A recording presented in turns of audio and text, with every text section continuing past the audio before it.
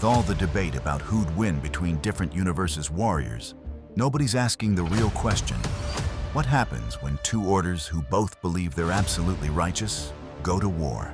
The Jedi are fighting completely blind for the first time in their history.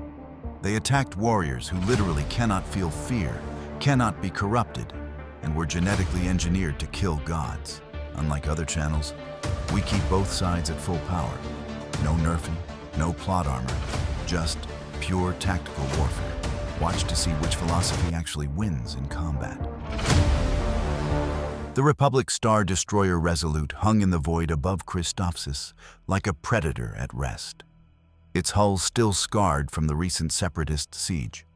Within its bridge, Clone Commander Cody monitored sensor arrays that had begun reporting anomalies. Spatial distortions rippling through the system's outer reaches where nothing should exist. The readouts defied explanation. Massive energy signatures appearing from nowhere, gravitational wells that twisted hyperspace lanes into knots, and electromagnetic interference that turned long-range scans into static-filled chaos. Then the stars changed. Reality tore open. Not the clean blue tunnel of hyperspace, but something older and infinitely more violent. The rift burned crimson and purple, colors that had no place in real space, and through it came ships. Vast cathedral vessels of Gothic architecture emerged into the Christophsis system. Fortresses adorned with eagles, skulls, and scrollwork that spoke of religious fervor married to military brutality.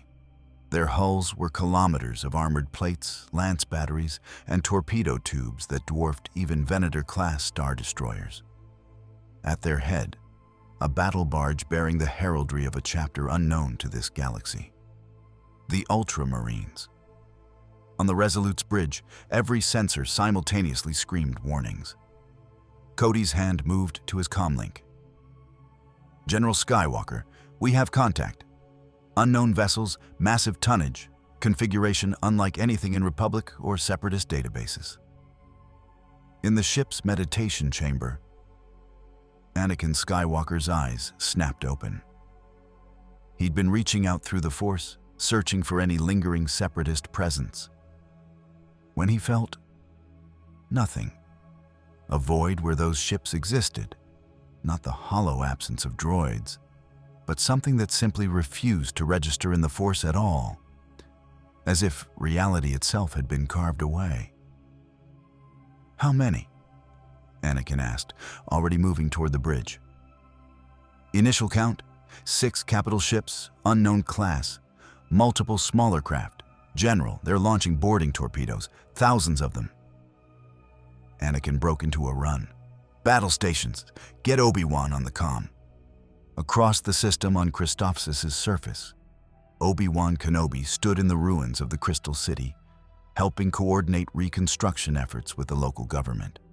His comlink crackled to life with Anakin's voice, tight with urgency. Master, we have a situation. Unknown hostile force just entered the system through some kind of spatial rift. They're not responding to hails, and they're launching an assault. Separatists? Obi-Wan asked, though something in his former Padawan's tone suggested otherwise. Negative. Something else. Something the Force can't. The transmission dissolved into static as electromagnetic interference flooded every channel. High above, the first boarding torpedoes struck Republic vessels like adamantium rain. Each one carried death in ceramite plate. Adeptus Astartes, the Emperor's finest, prepared for war against what their augur arrays identified as Xenos vessels, and their sensors detected Psyker signatures throughout the enemy fleet. For the Space Marines of the Ultramarines chapter, this was a cleansing operation. Unknown Xenos, unauthorized use of warpcraft, heretical technology, all marked for purging in the Emperor's name. Captain Marneus Calgar stood in the Macragas Honors Strategium, his Terminator armor humming with power as tactical displays painted the alien fleet in targeting reticules. At his side, Chaplain Cassius's skull helm turned toward the psychic readings. The Xenos reek of warp taint, Captain. Thousands of psychers aboard their vessels. This entire system is corrupted.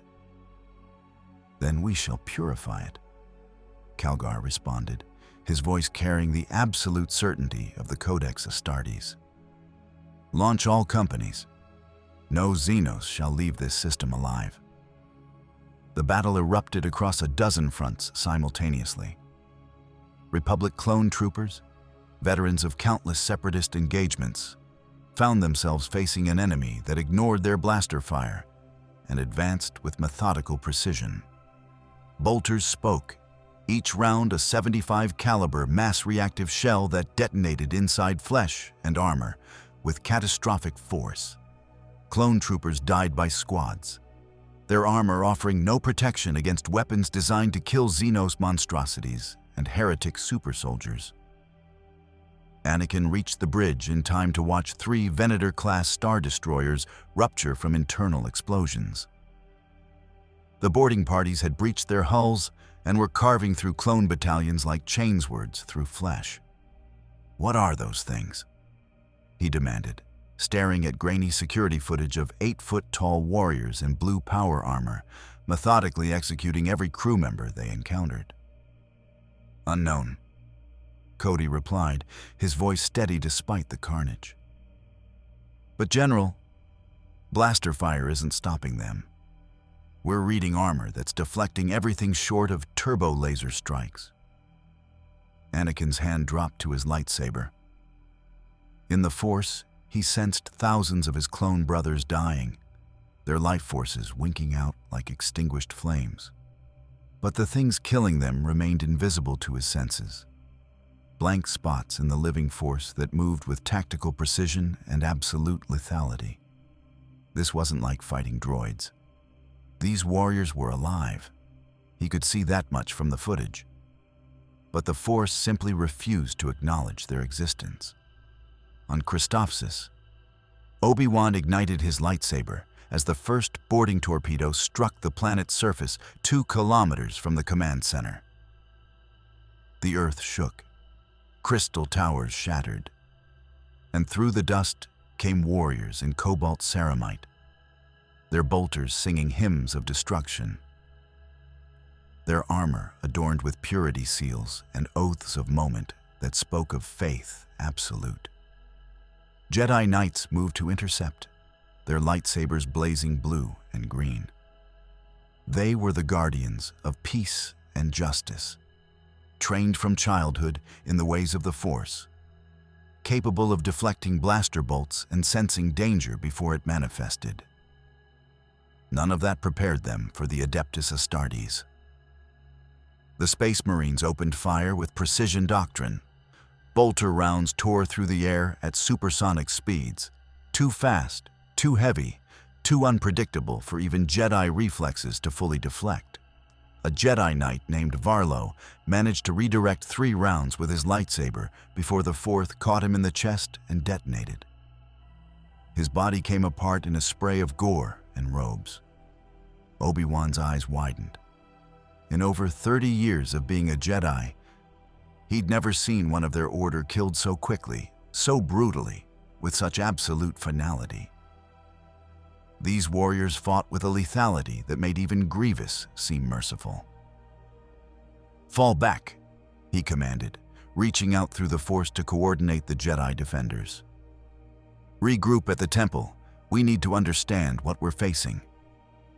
But as the Jedi retreated through the Crystal City's ruins, conducting a fighting withdrawal that left more of their number dead with each passing minute, Obi-Wan Kenobi realized something that chilled him more than the carnage. These warriors weren't monsters or mindless killers. They were soldiers, disciplined, faithful, absolutely convinced of their righteousness as they purged what they saw as Xenos filth. 2 warrior orders, each serving the light as they understood it, had just gone to war. And the galaxy would drown in the consequences. If you want to see more characters enter different universes, hit that subscribe button and drop the name of a character and the universe you'd want to see them in down in the comments below. May the Force be with you. The Jedi Temple on Christophsis had been erected hastily during the siege. A temporary structure of prefabricated Dura steel and crystalline supports that served as command center, meditation sanctum, and field hospital. Now it became a fortress. 23 Jedi Knights and Masters gathered within its walls, along with 3 battalions of clone troopers who had survived the initial onslaught and fallen back in disciplined retreat. Outside, the Adeptus Astartes advanced with the inexorable patience of warriors who knew victory was inevitable. Obi-Wan Kenobi stood in the temple's command center, watching tactical displays that painted a grim picture. Sergeant Boyle of Ghost Company had just reported the fall of the eastern perimeter. "General, they're not like any enemy we've faced. Our blasters barely scratch their armor. They move in perfect coordination, squads of 10, supporting each other with overlapping fire. And their weapons—" "I know," Obi-Wan said quietly, remembering Varlo's death. The young knight had been fast, skilled, one of the Academy's finest duelists. The bolter round had ended him in a single shot. "Prepare the heavy cannons. Target their armor joints and helmet visors. If standard blasters won't penetrate, we'll need concentrated fire." Across the temple, Jedi Master Luminara Unduli coordinated with her Padawan Barriss Offee, establishing meditation circles. If they couldn't sense these warriors through the Force directly, perhaps they could sense the disturbances they created. The fear of the clones, the death rippling through the Force. The environmental changes as 800-pound warriors moved through crystal structures never meant to bear such weight. Above Christophsis, Anakin Skywalker had taken command of the Resolute after its previous captain fell to boarding parties. The Astartes assault teams had been repelled, barely, through concentrated turbo-laser fire that vaporized entire sections of corridor rather than face the Space Marines in close combat. Now Anakin stared at the Gothic vessels holding position at the system's edge, their lance batteries capable of glassing the planet from orbit, but withholding fire. "They're testing us," Ahsoka Tano observed, the young Togruta standing beside her master at the viewport. If they wanted to destroy the planet, they could have. "No," Anakin replied, his mechanical hand clenching. "They want to understand what we are first. We're as strange to them as they are to us." He turned to Admiral Yularen. "Prepare dropships. I'm taking the 501st to reinforce Obi-Wan." "General Skywalker, the Jedi Council has ordered you to hold position and await instructions from Coruscant." "The Council isn't watching their brothers die down there," Anakin interrupted. "We leave in 5 minutes." On Christophsis' surface, the Ultramarines established a forward command post in what had been a Republic supply depot. Tactical dreadnought armor, Terminator suits worn by veteran sergeants, stood sentinel while Tech Marine Leandro examined captured Republic equipment with a mixture of professional interest and theological disgust. The technology was sophisticated, but Xenos tainted. Clearly corrupted by warp influence given the psychic signatures permeating every circuit.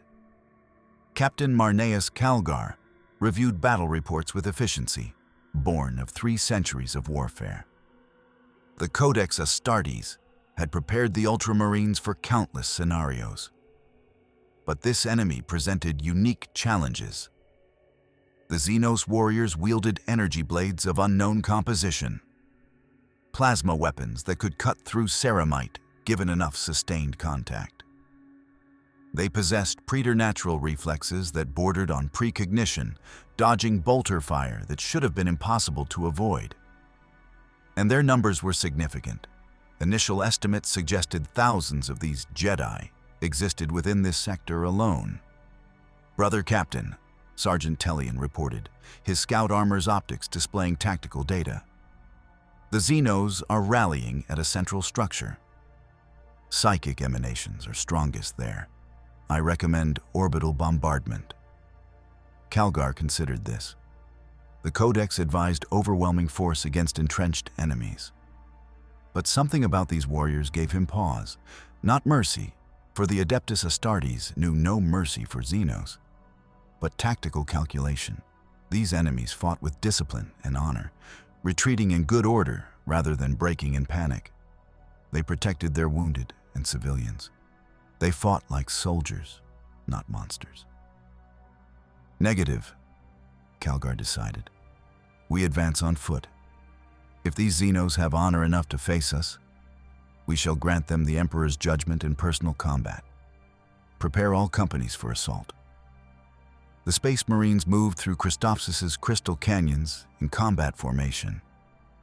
Devastator squads anchored heavy bolters and missile launchers at key positions. Tactical Marines advanced in combat squads, bolters sweeping for targets. Assault Marines leaped between crystal spires on jump-pack thrust, their chainswords hungry for Xenos' blood. Behind them came the chapter's spiritual heart, Chaplain Cassius, his Crozius Arcanum crackling with power field energy, leading battle hymns that echoed through the shattered city.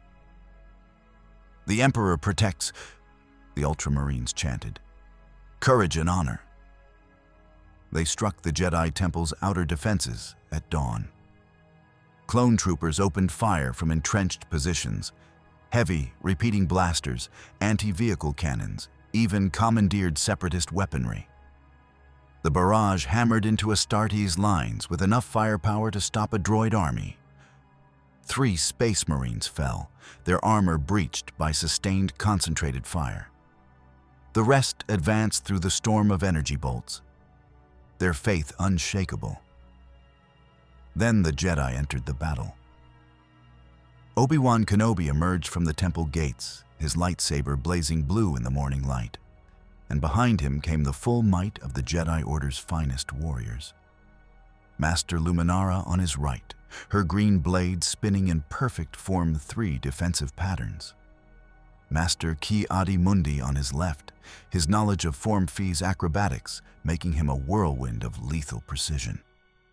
Behind them, 20 knights and Padawans, each a warrior monk trained from childhood to be guardians of peace, but capable of devastating martial prowess when peace failed. The force surged through them all, not visible to the Astartes, but tangible in its effects as Jedi reflexes accelerated to superhuman speeds, as telekinetic power ripped weapons from armored hands, as precognition allowed them to weave between bolter rounds that should have killed them. Sergeant Tellian fired 3 shots at Obi-Wan Kenobi. The Jedi Master's lightsaber moved in a blur, deflecting 2 bolts back at Astartes' positions and redirecting the 3rd into crystal pavement. "We don't want this fight," Obi-Wan called out, his voice carrying across the battlefield. "We are the Jedi Order, guardians of the Republic. We are not your enemy." Chaplain Cassius stepped forward, his skull helm speaking with Vox-amplified authority. "You are Xenos, wielding the unholy power of the warp. You are Psychers unbound by the Emperor's sanction. There can be no negotiation with corruption. Face the Emperor's judgment."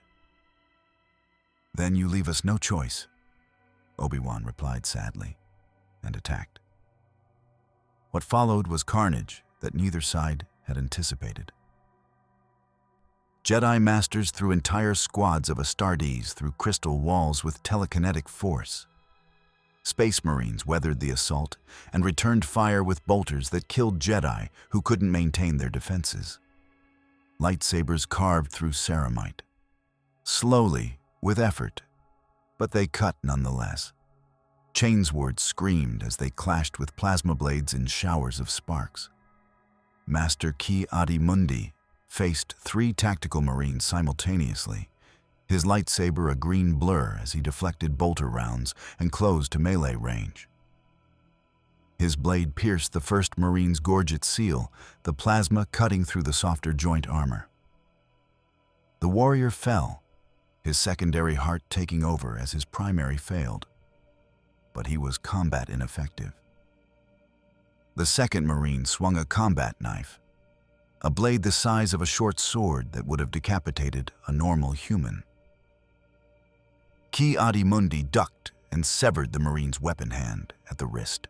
The third Marine tackled the Jedi Master, 800 pounds of ceramite and enhanced muscle driving them both through a crystal wall.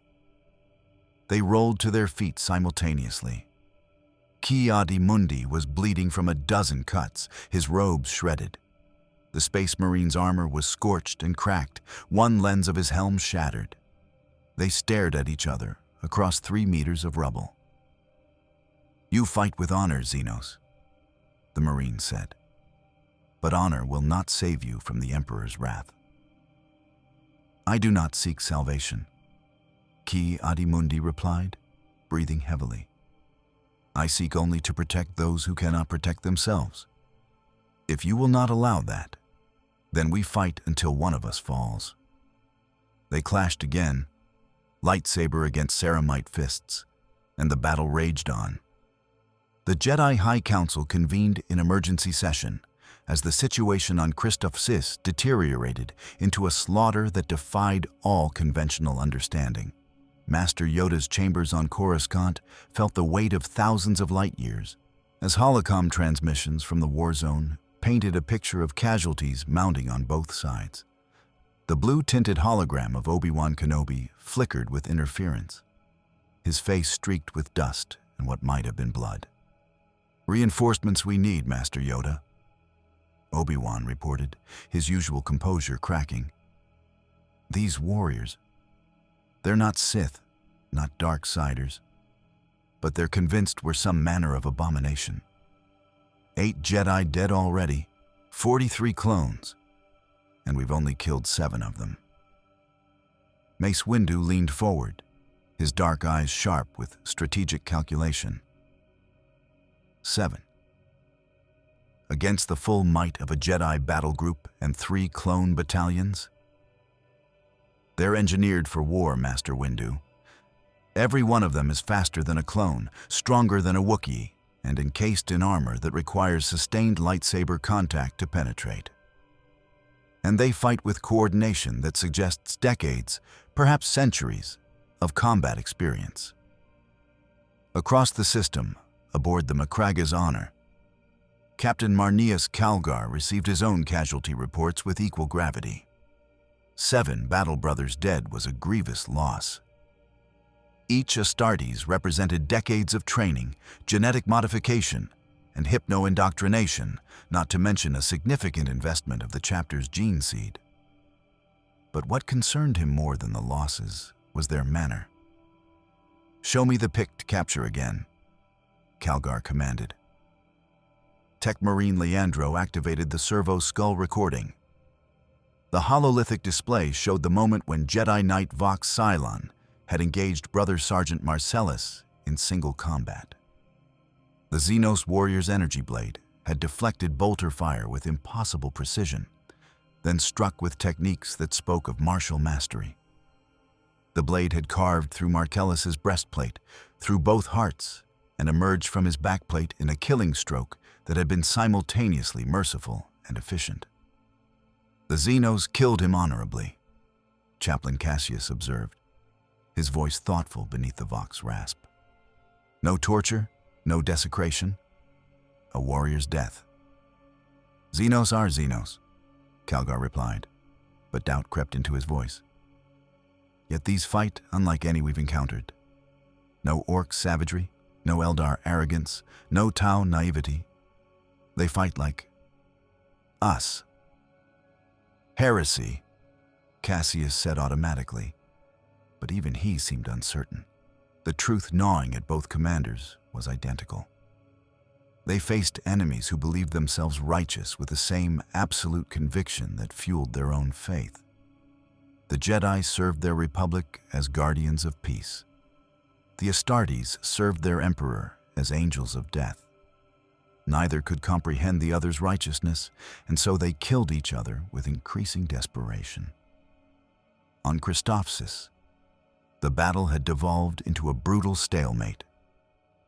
The Jedi Temple's outer walls had fallen, forcing the defenders back into the structure's crystalline heart. Clone troopers erected barricades and set up kill zones, while Jedi Masters established meditation circles to coordinate their defense through battle meditation. Outside, the Ultramarines besieged the temple with methodical patience, their tactical doctrine refined over 10,000 years of warfare. Sergeant Tellion's scout marines infiltrated through crystal ventilation shafts, placing melta-charges at structural weak points. Devastator squads established firing positions with overlapping fields of fire that turned every approach into a death trap.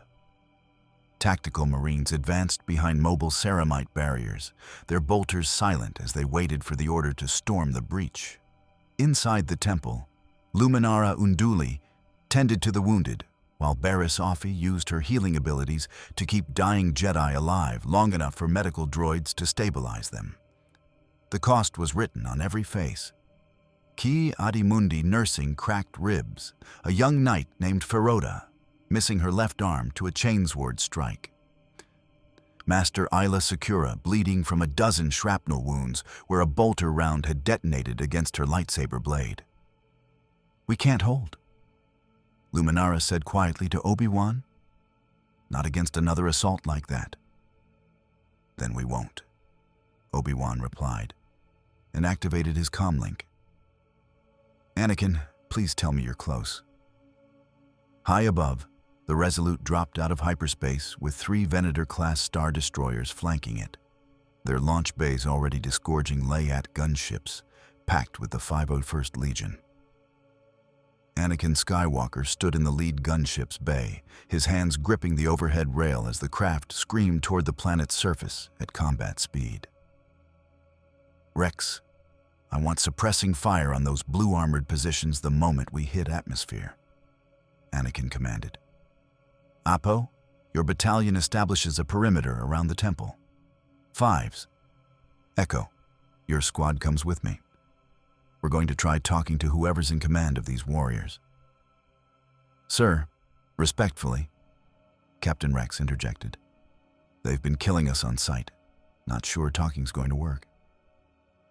"It has to," Anakin replied, his jaw set. "Because if it doesn't, we're looking at a war that could tear the Republic apart just when we can least afford it." The Elat gunships struck the Ultramarine siege positions like thunderbolts. Composite beam laser turrets raked Astartes' lines with sustained fire that forced even Space Marines to seek cover.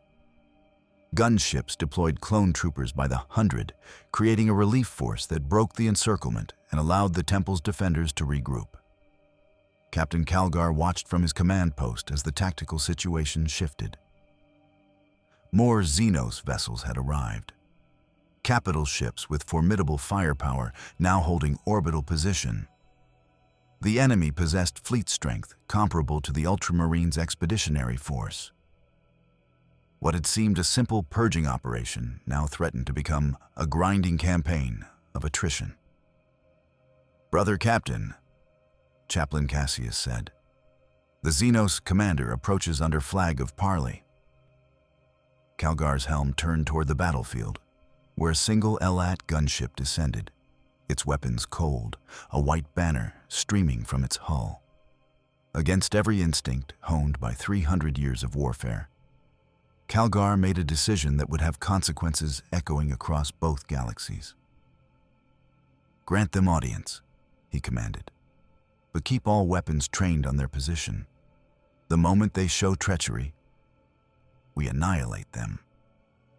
Anakin Skywalker stepped from the gunship onto crystal ground, still smoking from bombardment. Behind him, Captain Rex and the 501st maintained defensive positions, their DC-15 rifles ready. Ahead, at the Ultramarines' forward line, a towering figure emerged from between prefabricated fortifications. Captain Marneus Calgar stood 10 feet tall in his Terminator armor, the gauntlets of Ultramar crackling with power field energy, his storm bolter mag-locked to his thigh. The helmet that had witnessed countless battlefields turned toward Anakin with optical lenses that could track a target at 2 kilometers. When he spoke, his voice carried the vox-augmented authority of a demigod addressing mortals. I am Captain Marneus Calgar, 4th Company Commander of the Ultramarines Chapter, servant of the God Emperor of mankind. You command the Xenos forces? Anakin felt the Force surge around him, not in warning, but in revelation. This warrior was no Sith, carried no darkness in the way Dooku or Sidious did. But the faith radiating from him was absolute, terrifying in its conviction, completely incompatible with the Jedi Code's teaching of questioning and balance. I'm Jedi Knight Anakin Skywalker, General of the Grand Army of the Republic. Anakin replied, his hand nowhere near his lightsaber but aware of Rex's finger hovering over his trigger. We don't want this fight. Whatever you think we are, you're wrong. We're not your enemy. You wield the power of the warp without sanction, Calgar stated. Your warriors are psychers unnumbered, unchecked by any authority we recognize. The Emperor's law is clear.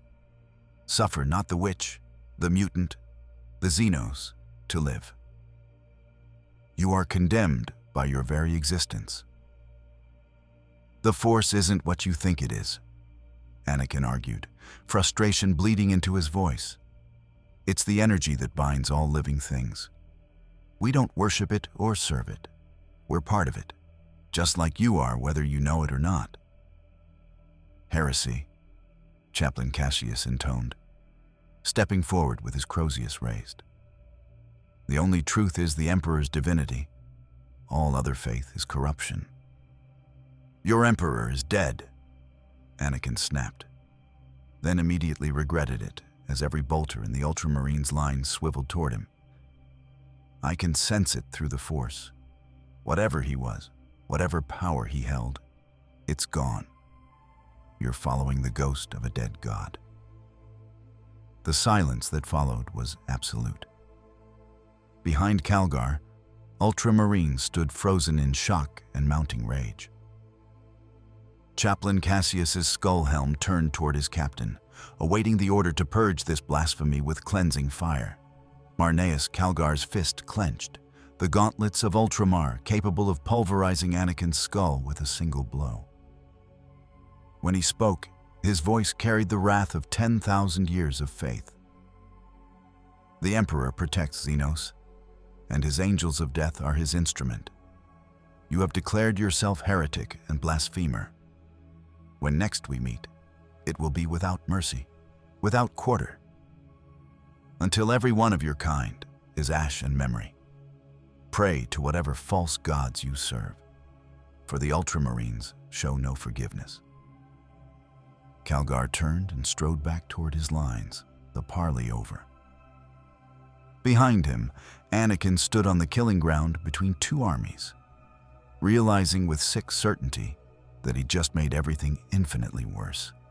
The Jedi Council's emergency strategy session lasted 6 hours. Voices raised in debate that would have been unthinkable in calmer times. Master Yoda sat in silence, while his fellow council members argued tactics, philosophy, and the fundamental question of how to fight an enemy the Force refused to acknowledge. It was Mace Windu who finally proposed the solution that would define the next phase of the conflict. We cannot fight them head-on, Windu stated, his voice cutting through the debate with characteristic decisiveness. Jedi are peacekeepers, negotiators, guardians, not bred and engineered killers like these Astartes. Every direct engagement costs us lives we cannot afford to lose. We must use our strengths: infiltration, precision strikes, intelligence gathering. Suggesting assassination, you are? Yoda asked, his ears lowering slightly. I'm suggesting we learn everything about them before they slaughter us to the last Padawan. Windu replied bluntly. They have a command structure, technology, weaknesses. We find those weaknesses and exploit them. That's not assassination, that's warfare. Across the system, aboard the Macraga's Honor, the Ultramarines were planning their own surgical strike. Chaplain Cassius stood before the assembled Terminators of First Company, his Crozius Arcanum raised as he delivered pre-battle benedictions. Brothers, we face an enemy unlike any the chapter has encountered. They possess psychic powers that mock the Emperor's truth. Yet they wield them with discipline that suggests organization, training, hierarchy. Their temple is not merely a fortress, it is a nexus of warp power that must be cleansed. Captain Calgar reviewed the tactical data with cold precision. The Xenos temple radiated psychic energy at levels that should have triggered warp breaches. Yet reality remained stable. Either these psychers possessed containment methods unknown to Imperial science, or the warp itself functioned differently in this galaxy. Both possibilities were equally heretical. We board their command vessel, Calgar decided, pointing to the hololith displaying the Resolute. Destroy their war leader Skywalker, and their forces will fracture. Simultaneously, First Company assaults their temple and eliminates their council. 2 surgical strikes to decapitate their command structure. It was a strategy pulled directly from the Codex Astartes. When facing numerically superior forces, kill the commanders and watch the army collapse. The Codex had been written by the Primarch Roboute Guilliman himself, and in 10,000 years had never led the Ultramarines astray. This time, it would encounter warriors who had studied strategy from a 1,000-year-old text of their own. The assault on the Resolute began at 400 hours ship time. Boarding torpedoes, armored ceramite projectiles carrying 4 Terminators each, struck the Star Destroyer's hangar bays like thunderbolts. The impact alone killed a dozen maintenance crew and destroyed 2 LAAT gunships. Then the Terminators emerged. Walking tanks in tactical dreadnought armor, each one a veteran of centuries of warfare. Armed with storm bolters and power fists capable of tearing through bulkheads. Brother Sergeant Agathon led his Terminator squad through the Resolute's corridors with the precision of a surgical team. Clone troopers opened fire from entrenched positions, heavy repeating blasters that would have shredded normal infantry. The Terminators walked through the barrage, their armor absorbing hits that would have vaporized tactical Marines, and returned fire with storm bolters that turned clone positions into abattoirs of exploding bodies and shredded durasteel. "Contact front! Psychers incoming!" Brother Lucius called out, his auspex detecting the telltale signatures. 3 Jedi Knights rounded the corner at a dead sprint. Master Saci Teen, known for his piloting prowess and aggressive Form V technique. Knight Sin Dralig, Battlemaster of the Temple Guard, and Padawan Drake Logan, youngest of the defenders, but fierce in his determination. Their lightsabers ignited as one, blue, green, and yellow plasma blades that cast the corridor in eerie light. "For the Temple!" Dralig roared, and they charged. What followed was close-quarters combat of staggering brutality. Saci Teen's lightsaber carved through Brother Lucius's stormbolter, the weapon exploding in a shower of bolt rounds and molten metal. The Jedi Master followed up with a force push that staggered the Terminator, then drove his blade into the armor's neck seal. Lucius fell, his secondary heart failing as primary systems shut down. Sindralig engaged Sergeant Agathon directly, his lightsaber strikes testing the Terminator's defenses. Agathon's power fist swung with enough force to pulverize concrete. Dralig rolled under it and sliced through the actuator cables in the suit's knee joint. Agathon dropped, his ton of armor suddenly dead weight, and Dralig's blade pierced his helmet's vision slit. But Drake Logan, brave and determined, faced Brother Marius and learned the hard truth. Determination meant nothing against centuries of experience. Marius's storm bolter barked twice. The first round Drake deflected with his lightsaber. The second caught him in the chest and detonated, killing the young Padawan instantly. "Drake!" Sacy-Teen screamed, and the force erupted around him. Telekinetic power lifted 3 Terminators off their feet and slammed them into the corridor ceiling with enough force to crack their armor. Tien's fury was a physical thing. Grief and rage channeled through abilities honed over decades. Then Marius shot him. 3 bolter round center mass, Sacy-Teen, Jedi Master and Council member, died in a Republic corridor while trying to save his ship. On Christophsis, the simultaneous assault on the Jedi Temple met equal resistance. First, Company Terminators advanced through crystal corridors, while tactical Marines provided suppressing fire. But the Jedi had prepared for this. Master Kit Fisto and Aayla Secura led a counterattack that utilized every tactical advantage the Temple's architecture provided. Narrow passages where Terminator armor became liability rather than asset. Meditation chambers where multiple Jedi could coordinate force powers with devastating effect. Aayla Secura demonstrated why Jedi were feared as warriors when she led a strike team through collapsed crystal tunnels that Astartes sensors couldn't penetrate. Emerging behind ultramarine lines, her lightsaber decapitated a tactical Marine before his squad realized they'd been flanked. Kit Fisto's Mon Calamari physiology allowed him to withstand bolter impacts that would have killed human Jedi. His multiple organs and distributed nervous system kept him fighting even after taking 3 rounds to the torso. "Fall back to secondary positions," Fisto commanded, his green blade carving through a Space Marine's bolter before driving into the warrior's primary heart. "They're herding us toward the Council chamber." Luminara Unduli recognized the trap immediately. The Astartes wanted the Jedi concentrated in one location for a final, overwhelming assault. "Evacuate the initiates through the southern tunnels. All knights establish a fighting retreat. We hold here until the younglings are clear." Aboard the Resolute, Anakin Skywalker sensed Master Tien's death through the Force. A blazing star suddenly extinguished. He'd been coordinating the ship's defense from the bridge when the assault began. But now he abandoned strategy for instinct. "Ahsoka, you have the bridge. Rex, with me. General, we need you coordinating. The ship is being torn apart, Captain." Anakin snapped. "I'm not coordinating anything from here while our people die in the corridors."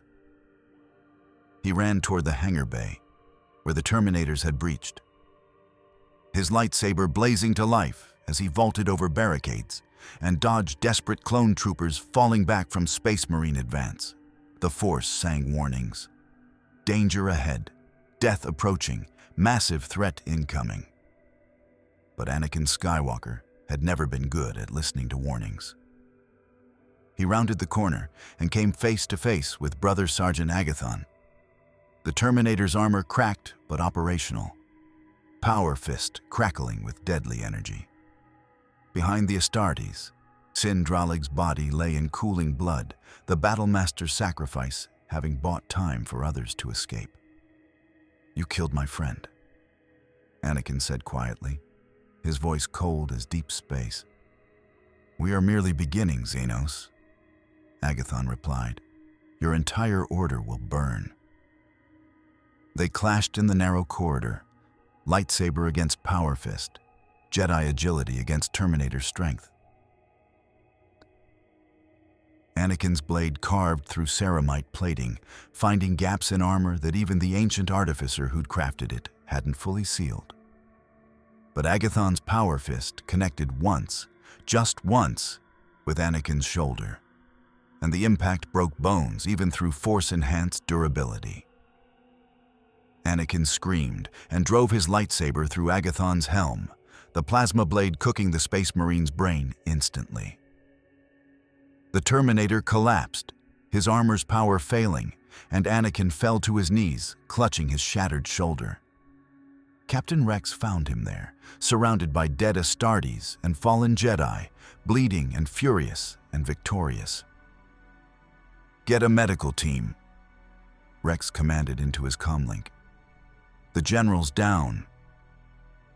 As medics arrived, Anakin looked at the carnage surrounding him.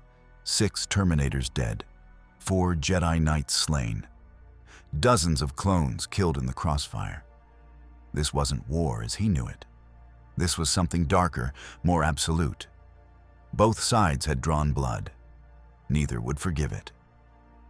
Mace Windu arrived on Christophsis aboard a Republic medical frigate carrying reinforcements, additional clone battalions, and a determination to end this conflict before it consumed the entire Jedi Order.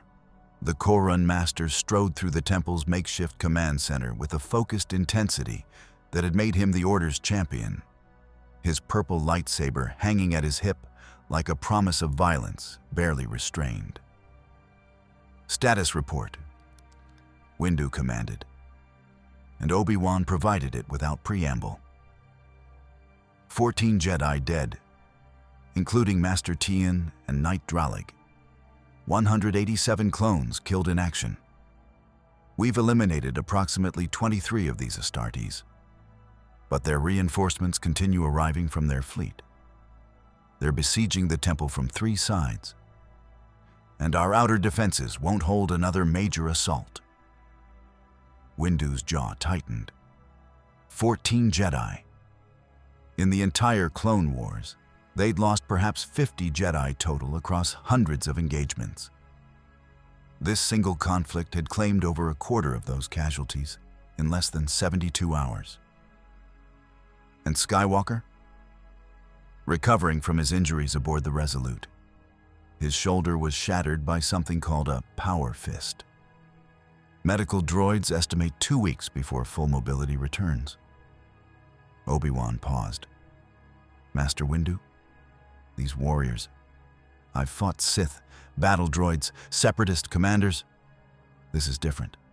They fight with absolute conviction that they're righteous. Everyone we kill, they consider a martyr. Everyone they kill, they consider purged corruption. Then we'll teach them what righteousness truly means," Windu replied, and headed for the temple's southern exit, where Ultramarines had established their heaviest siege positions. Captain Marneus Calgar received reports of a new Xenos commander entering the battlefield and immediately recognized the tactical significance. This warrior's psychic signature blazed brighter than most others. A champion, perhaps their equivalent of a chapter master. Calgar made a decision that would have profound consequences. He would face this champion personally. "Brother Captain, this is tactically unsound," Chaplain Cassius protested. "Your loss would devastate the chapter. Send champions from the honor guard." "No," Calgar interrupted, his voice carrying the weight of command. "These Xenos respect strength, honor, martial prowess. If their champion falls to mine, perhaps they will understand the futility of resistance. The Codex teaches that morale victories matter as much as tactical ones." He donned the gauntlets of Ultramar, ancient artificer weapons that had served Ultramarines captains for millennia, and strode toward the crystal battlefield where Master Windu awaited. They met in what had once been a plaza of crystalline beauty, now shattered by artillery and scorched by plasma. Clone troopers and space marines held their fire by unspoken agreement. Both sides recognized this moment for what it was. A duel between champions, the kind of single combat that could shift the momentum of entire campaigns. Mace Windu stood 6 feet tall, his dark skin bearing the ritual scars of his Korun heritage. His purple lightsaber held in Vapod's aggressive opening stance. Across from him, Marneus Calgar towered at 10 feet in his Terminator armor. the gauntlets of Ultramar thrumming with power field energy, his storm bolter mag-locked as he prepared for melee combat. "I am Master Mace Windu of the Jedi High Council," Windu announced, his voice carrying across the plaza. "I offer you one final chance to withdraw. We have no quarrel with you or your Emperor. Leave this system in peace, and no more blood need be shed. I am Captain Marneus Calgar, and I offer you the Emperor's mercy. Renounce your witchcraft, submit to Imperial authority, and your deaths will be swift," Calgar replied. "Refuse, and every world you protect will burn." Windu's eyes hardened. "Then we have nothing more to discuss." The Jedi Master exploded into motion, his Va-Pad technique channeling aggression into kinetic fury. His lightsaber struck Calgar's armor in a blur of violet plasma. Each strike testing different points, shoulder joints, knee actuators, helmet seals. The plasma blade carved shallow gouges in ceramite plating that had withstood Lascanan fire.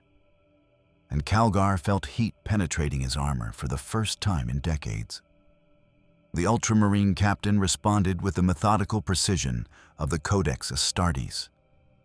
His power fist swung in calculated arcs designed to corner Windu's mobility, each strike capable of pulverizing the Jedi's body if it connected. But Windu moved like liquid shadow, his force-enhanced reflexes allowing him to slip past blows that displaced air with sonic booms. "You're strong," Windu observed, his breathing controlled despite the exertion. "But strength without wisdom is just brutality. And wisdom without strength is just philosophy," Calgar retorted, his gauntlets crackling as they narrowly missed Windu's head. "The Emperor teaches that might enforces right. Your words are empty wind." Windu felt the force flowing through him, not the serene calm of traditional Jedi meditation, but Va-Pad's dangerous channel that fed on aggression and turned it back against opponents. Every swing of Calgar's fists, every step of his advance, fed power into Windu's technique. The Jedi Master's lightsaber became a purple blur, striking 6 times, 8 times, 12 times in rapid succession against Calgar's left pauldron. The ceramite cracked, then shattered. Windu's blade bit into the underlayer, scorching the body glove and searing flesh beneath. Calgar roared, not in pain, but in fury, and backhanded Windu with his damaged gauntlet. The blow connected despite the Jedi's precognition. 800 pounds of force channeled through ceramite knuckles. Windu flew 15 feet, his ribs cracked, blood filling his mouth. He rolled to his feet through sheer discipline, his lightsaber intercepting Calgar's follow-up power fist strike. Plasma met power field in a detonation of energies that shouldn't have been able to interact. The explosion threw both combatants backward, Calgar's armor smoking, Windu's robes scorched black. They rose simultaneously, both wounded, both recognizing in the other a worthy adversary. "You fight with honor, Xenos," Calgar said, his vox speakers crackling from damage. "In another life, you might have been a brother. And you fight with conviction I can almost respect," Windu replied, spitting blood. "But conviction without compassion makes you no better than the Sith we've fought for millennia." They clashed again, and this time neither held back. Calgar abandoned Codex doctrine and fought with the raw aggression of a warrior pushed to his limits. Windu channeled every ounce of darkness he sensed in this fanatic, not evil, but dangerous absolutism, and turned it into devastating offense. His lightsaber carved through Calgar's right gauntlet, severing the power cables. The ancient artifact sparked and died, irreparable damage done to a relic that had served the chapter for thousands of years. Calgar's remaining fist struck Windu's left arm, and bones snapped like twigs. The Jedi Master screamed but didn't fall. instead driving his lightsaber through the joint in Calgar's breastplate, where previous damage had weakened the armor. The plasma blade penetrated an inch, just an inch, before Calgar's primary heart shifted and the blade missed it by millimeters. They separated, both bleeding, both armor and robes in tatters. Around them, Space Marines and clone troopers watched in stunned silence as their champion stood at the edge of mutual destruction. "Enough," Obi-Wan Kenobi's voice called out. The Jedi Master appearing with his hands raised, lightsaber deactivated. "Master Windu, this proves nothing. If you kill him, his warriors will fight to the last. If he kills you, we've lost our greatest champion. This is madness." The Xenos speaks wisdom for once. Chaplain Cassius added, his Crozius lowered. "Brother Captain, your injury serves the chapter poorly. Withdraw and let others continue the fight." Calgar and Windu stared at each other across the shattered plaza. Both recognizing the truth neither wanted to admit. They were evenly matched. Push this duel to its conclusion, and both would likely die. And without either champion, their respective forces would suffer devastating morale collapse. "This isn't over," Calgar said finally, his Vox speakers barely functional. "No," Windu agreed, clutching his shattered arm. "It's not." They withdrew simultaneously, each supported by their warriors, and the armies disengaged under the weight of witnessing something both glorious and terrible. Two philosophies of absolute conviction, meeting on equal terms. The casualties mounted with each passing day, and with them came a grim understanding that neither side had anticipated. This was a war neither could win without sacrificing everything that made victory meaningful. The Jedi Council chambers on Coruscant felt the weight of every loss as Master Yoda convened a session that would determine the Order's strategy going forward. "Unsustainable, this conflict is," Yoda stated, his ancient eyes reflecting sorrow that spanned 900 years. 14 Jedi dead and counting. Precious each life was. Trained from younglings, they were. Replace them we cannot, in a single generation. Plo Koon nodded gravely. "And our clone forces are being slaughtered. The 212th Battalion has lost 40% of its strength. Commander Cody reports that standard tactics are ineffective against enemies who can survive direct hits that would kill any other infantry. On Christophsis, the surviving Jedi gathered in the temple's meditation chamber, not to seek victory, but to process the trauma of losses they'd never experienced at this scale. Luminara Unduli sat in silent meditation, her thoughts with the 4 Padawans under her care who had fallen to bolter fire. Ayla Sakura bore injuries that would scar despite Bacta treatment, her Leku slashed by chain blade edges that had come within centimeters of killing her. Kit Fisto, normally jovial and optimistic, spoke with uncharacteristic grimness.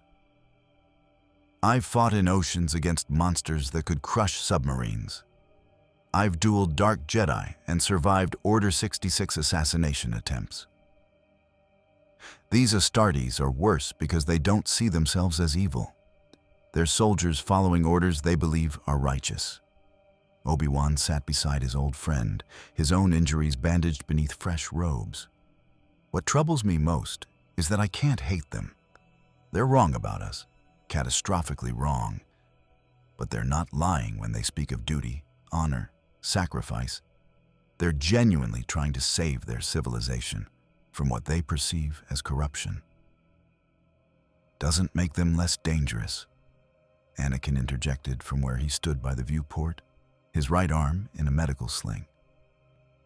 "They've killed Jedi I trained with. Friends. They need to be stopped." "Stopped, yes," Obi-Wan agreed. "But how? We can't kill them all without becoming the very thing we claim to stand against." Aboard the Macragge's honor, The Ultramarines Apothecarion worked tirelessly to save their wounded while preparing the fallen for gene seed extraction.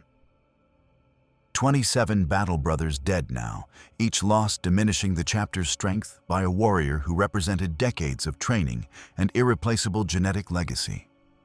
Apothecary Selinus stood over the remains of Brother Sergeant Agathon, carefully extracting the progenoid glands that would allow future Astartes to be created.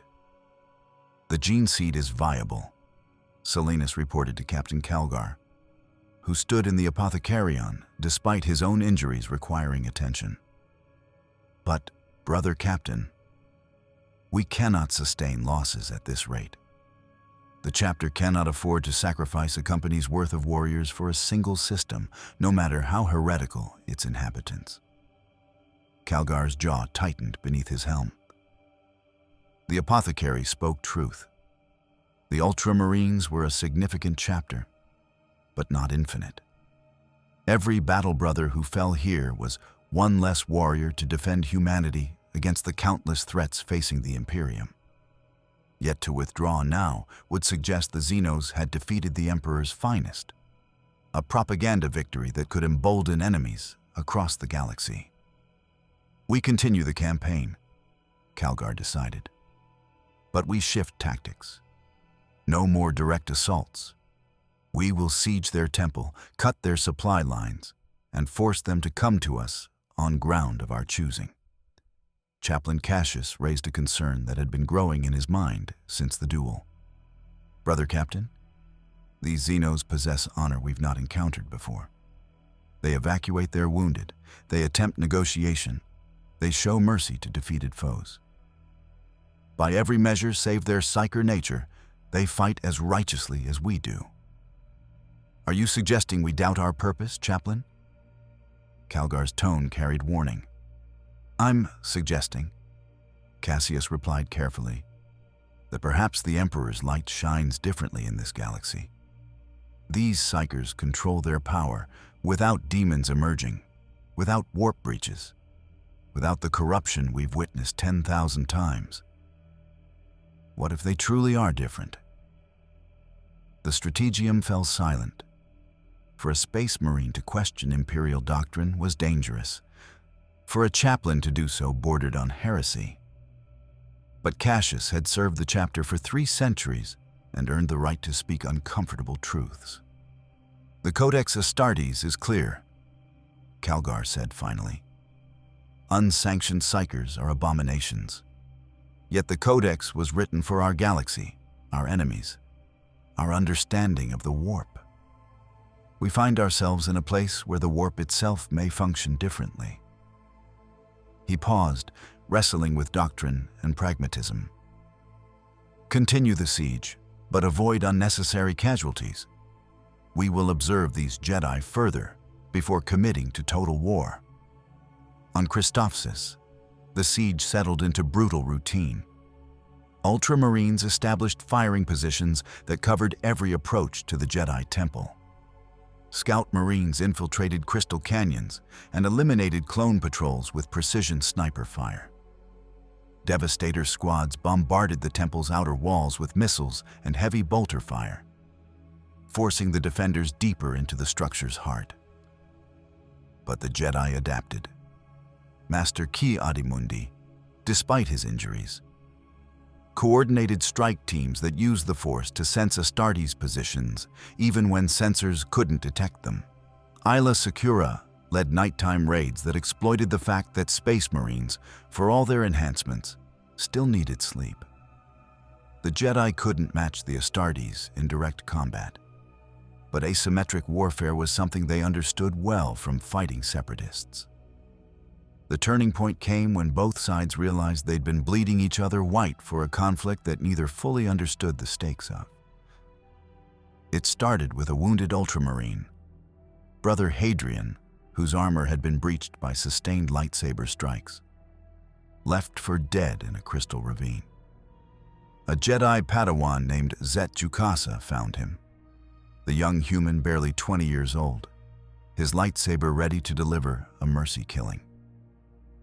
But when Zet looked at the Space Marine, he saw not a monster, but a warrior in agony, separated from his brothers, facing death alone.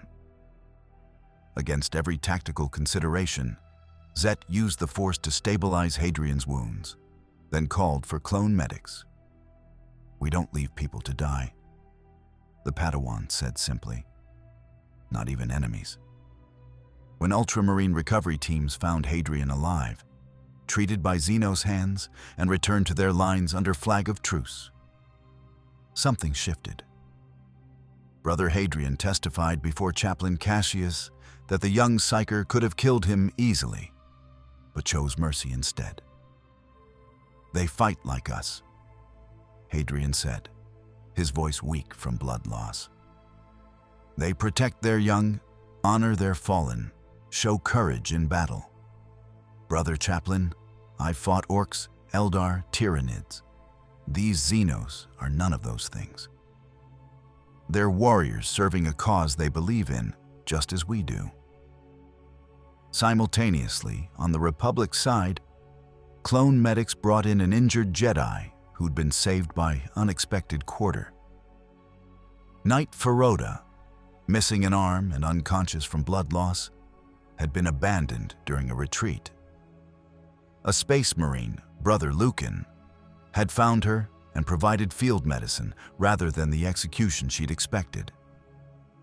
He'd left her where Republic forces could recover her, along with a simple message carved in Gothic script into a nearby crystal. Courage and honor.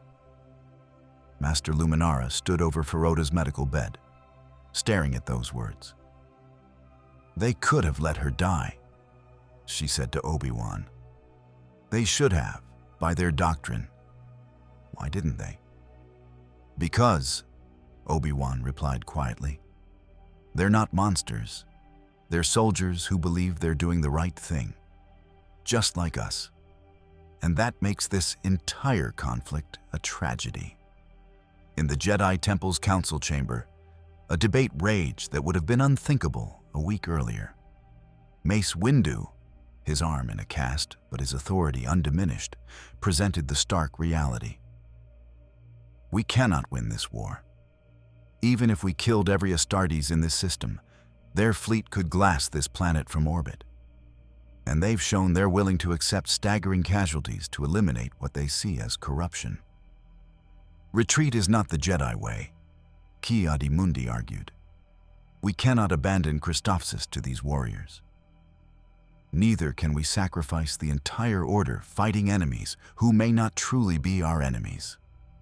Obi-Wan countered. "Master Yoda, what does the Force tell you about these Astartes?" Through hologram transmission, Yoda's image flickered as the ancient master considered. "Clouded, the future is. Sense great darkness in them, I do. But evil? No. Dangerous conviction, absolute faith, willingness to commit atrocities in service of what they believe is right, yes. But malice, hatred, the dark side? No. Fighting themselves, they are, as much as they fight us." Aboard the Macraga's Honor, Captain Calgar stood in the observation deck staring at Christophilus and wrestling with doubts he'd never experienced in 3 centuries of service. The Xenos should have broken by now. Lesser enemies would have fled or surrendered. But these Jedi fought with the same unshakable conviction that drove Astartes to their final breaths.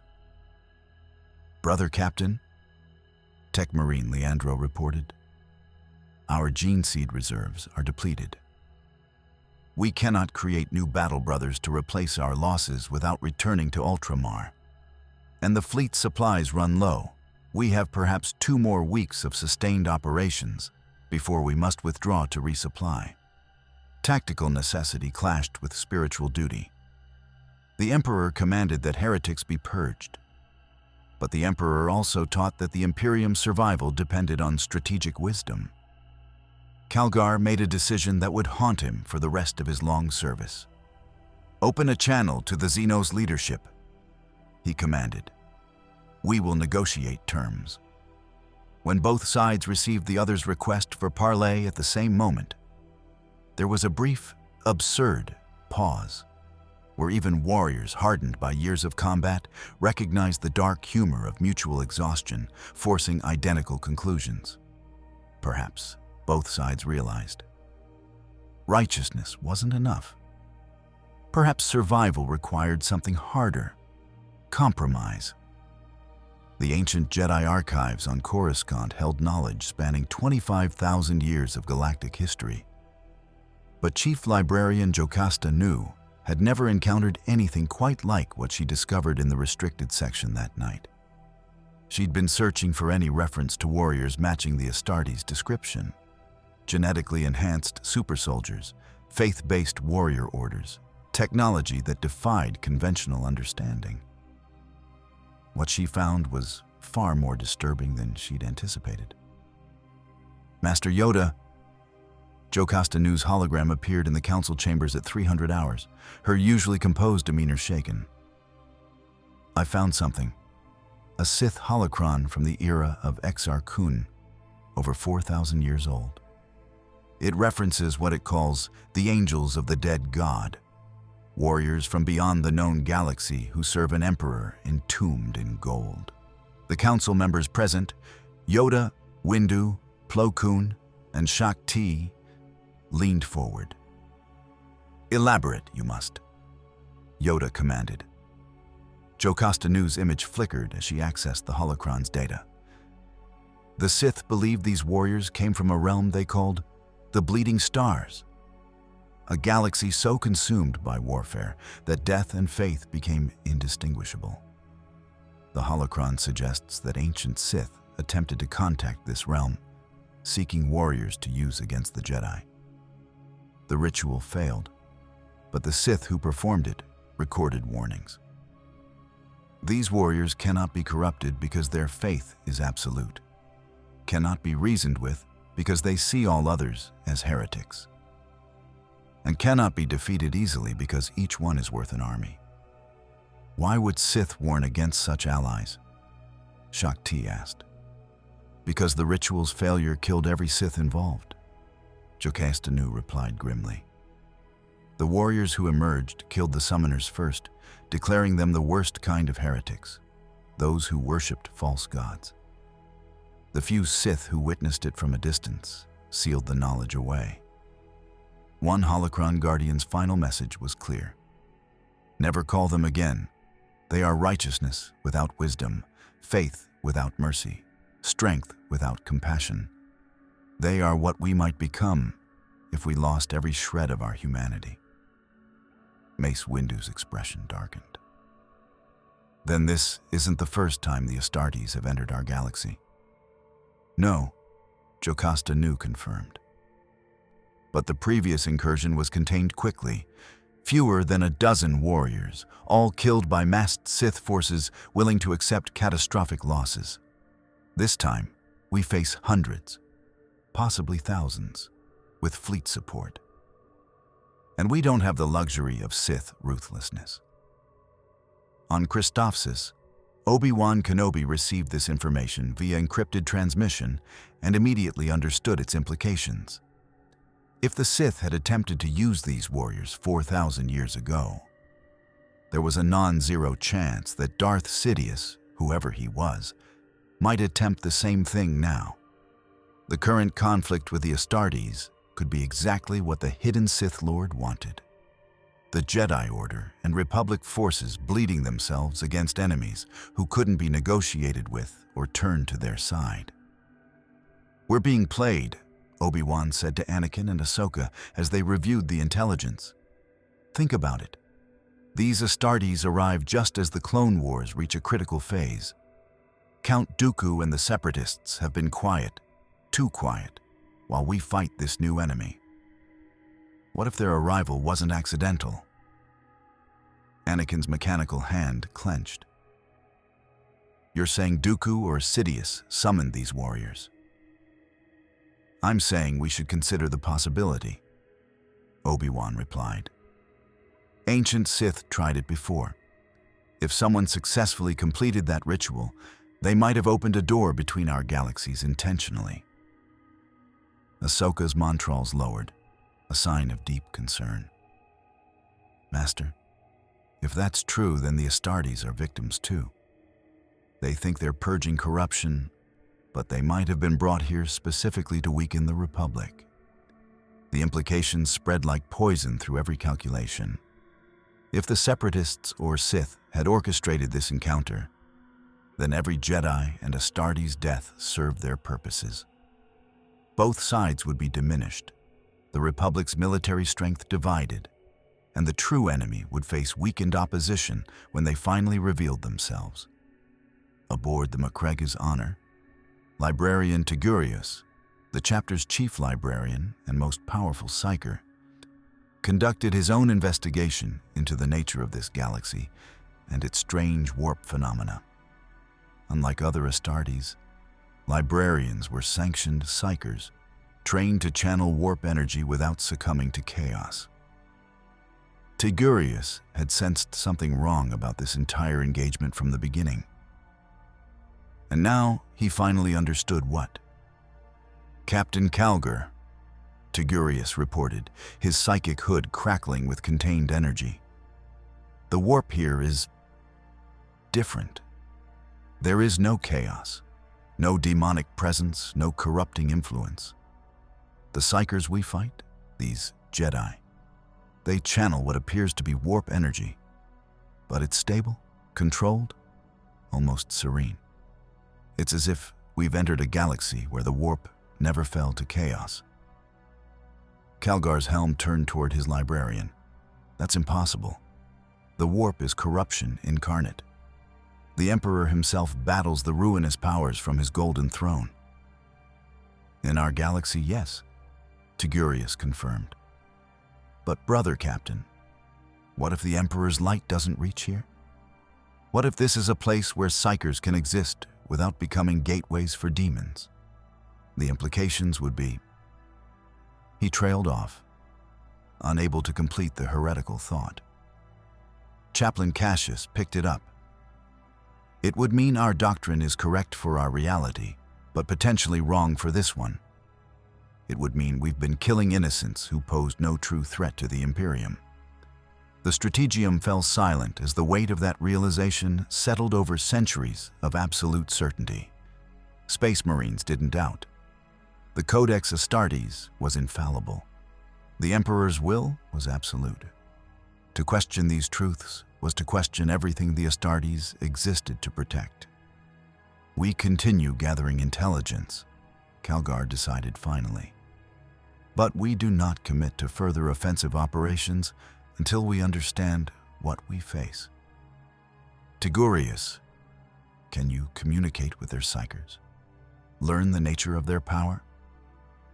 "I can try, brother Captain, but they will sense me as I sense them. It could be interpreted as an attack." "Make the attempt anyway. We need to know the truth."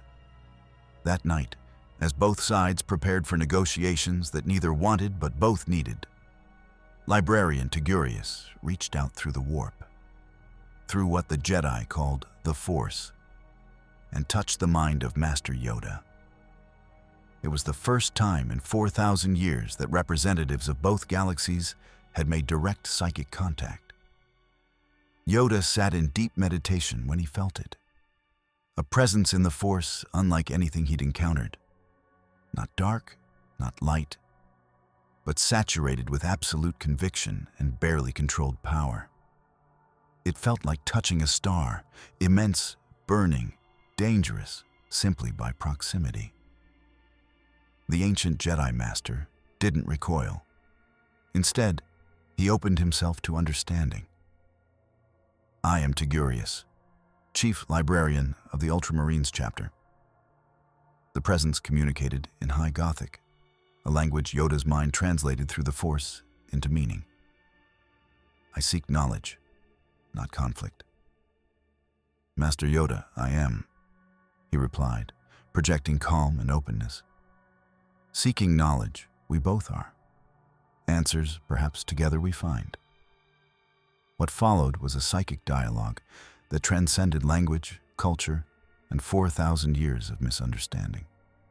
Tigurius shared his understanding of the warp, a dimension of psychic energy and emotion that in his galaxy had been corrupted by sentient beings' darkest impulses, creating entities of pure malevolence.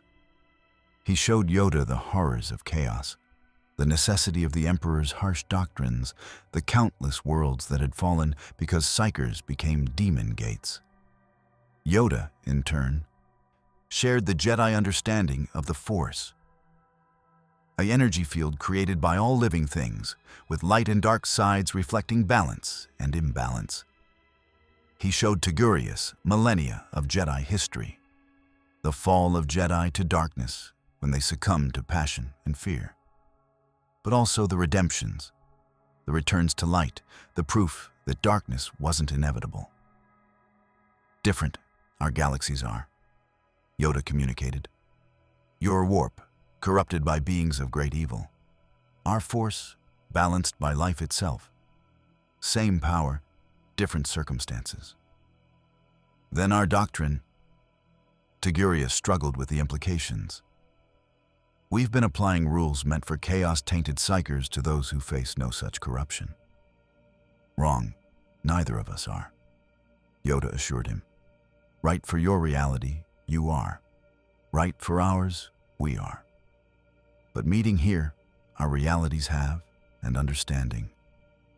We must or destroy each other needlessly. The psychic contact broke, leaving both of them exhausted. Tigurius immediately reported to Captain Calgar, his words carrying weight that would change the Ultramarines' entire approach to this conflict. Brother Captain, we have been operating under false assumptions.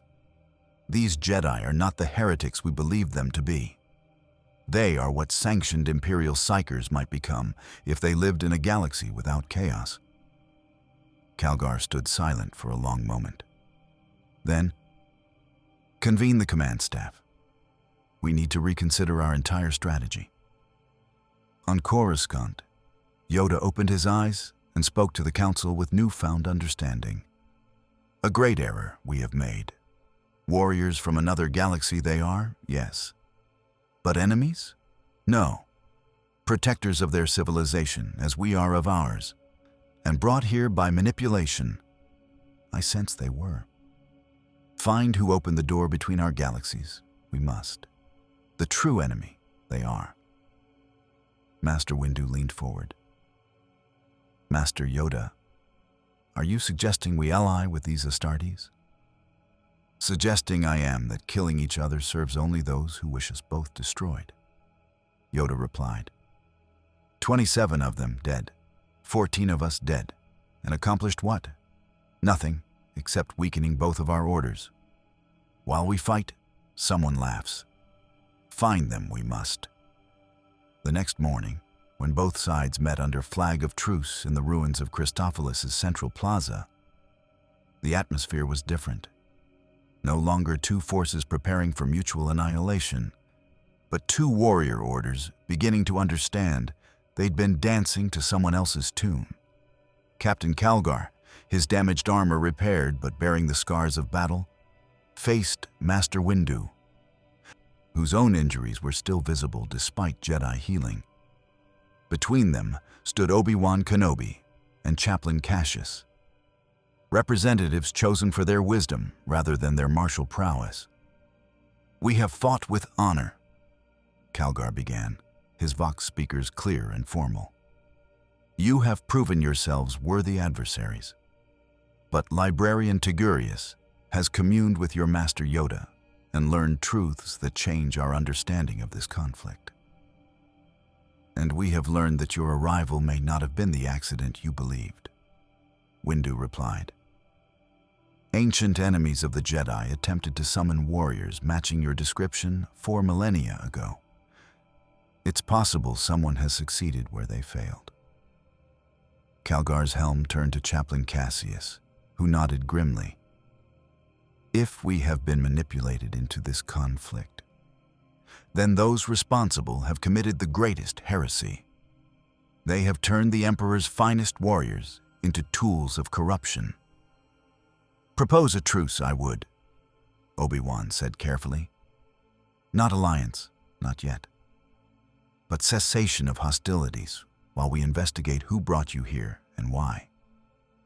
Our true enemy fears both the Jedi and the Astartes. They fear us enough to trick us into destroying each other. A strategically sound proposal, Calgar admitted. But understand this. If we discover treachery, if your order has played any part in our being brought here against the Emperor's will, we will resume hostilities without mercy or quarter. And if we discover you were sent here deliberately to weaken the Republic, we will defend ourselves with every resource at our disposal, Windu countered. But until such evidence emerges, perhaps we can agree that 41 warriors dead on both sides is enough. They stood in the ruins, surrounded by the ghosts of their fallen, and recognized the terrible truth. They'd both been righteous, both been honorable, and both been utterly, catastrophically wrong about each other. The war wasn't over, but perhaps it had found its first moment of something that might eventually become peace. The fragile truce held for exactly 47 hours before Count Dooku made his move. The Separatist fleet emerged from hyperspace at the edge of the Christophsis system with overwhelming force. 6 Providence-class dreadnoughts, 12 Munificent-class frigates, and 300 Vulture droid starfighters. At their head, aboard the Invisible Hand, General Grievous received his orders directly from Darth Tyrannus himself. Orders that would exploit the exhaustion of both Jedi and Astartes forces with surgical precision.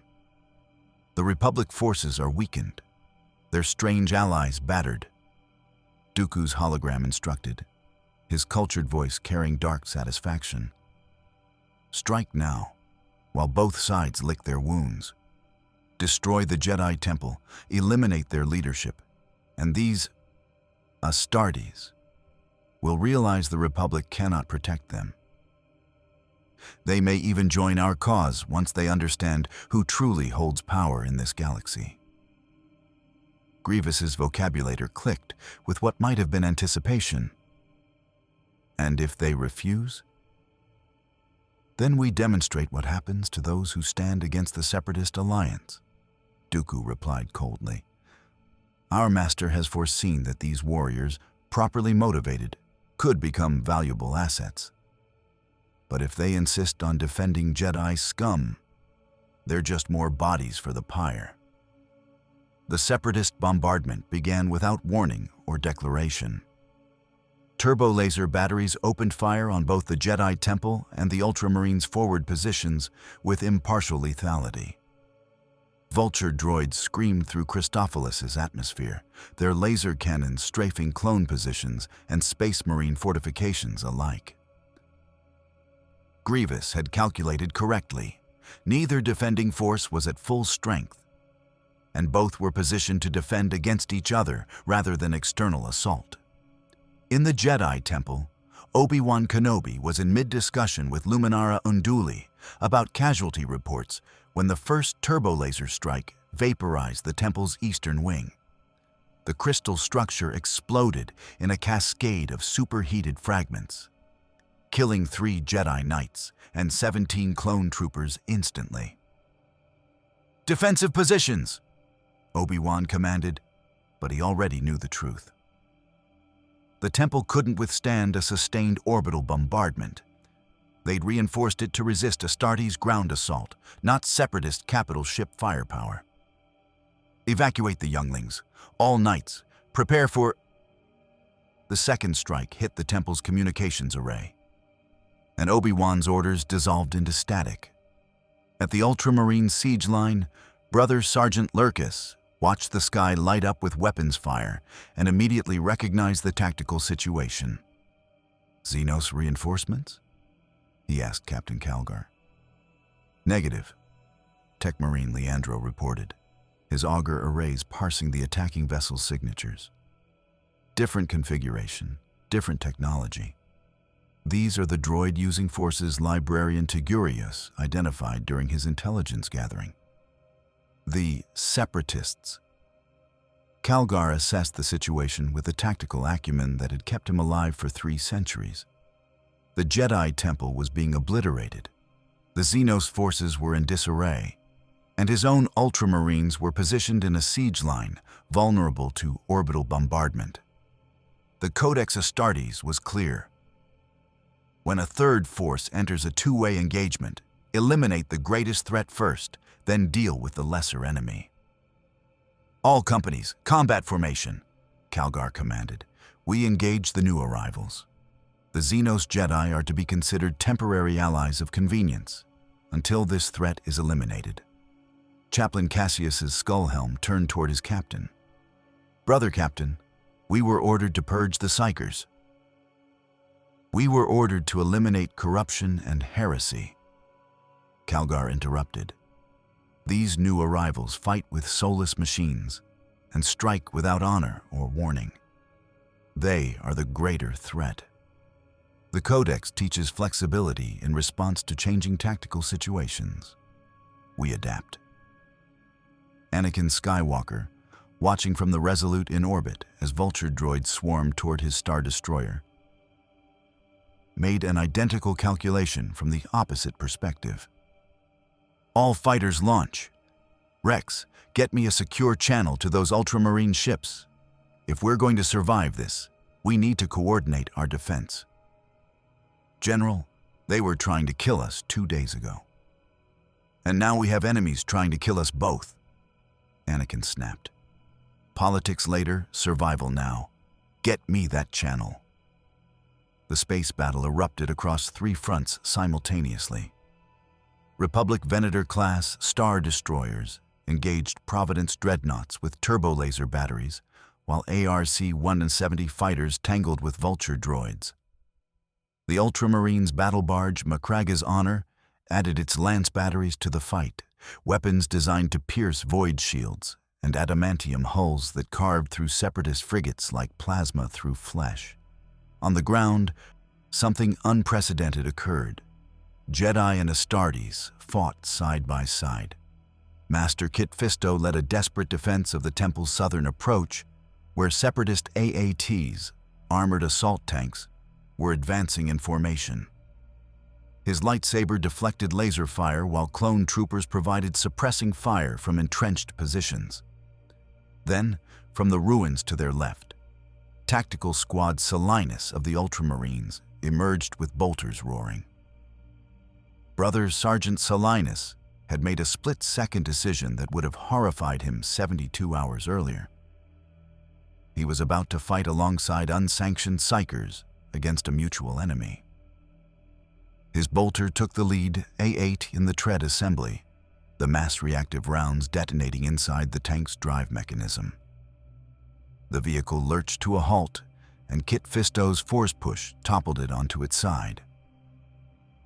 "Appreciate the assistance," Fisto called out, his jovial nature reasserting itself despite the circumstances. "We fight a common foe, Xenos."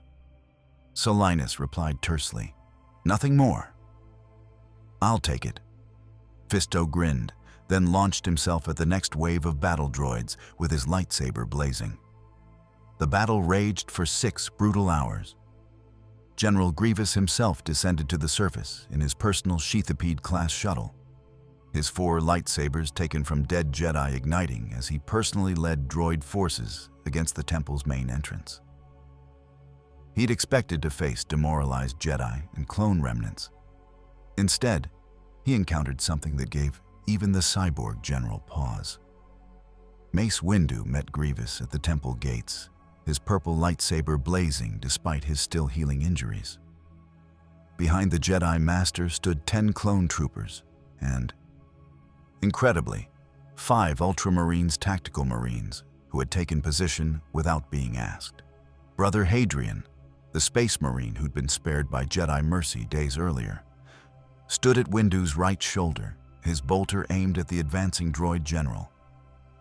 "You!" Grievous hissed, his vocabulator crackling with recognition as he focused on Windu. "I've killed dozens of your kind, Jedi.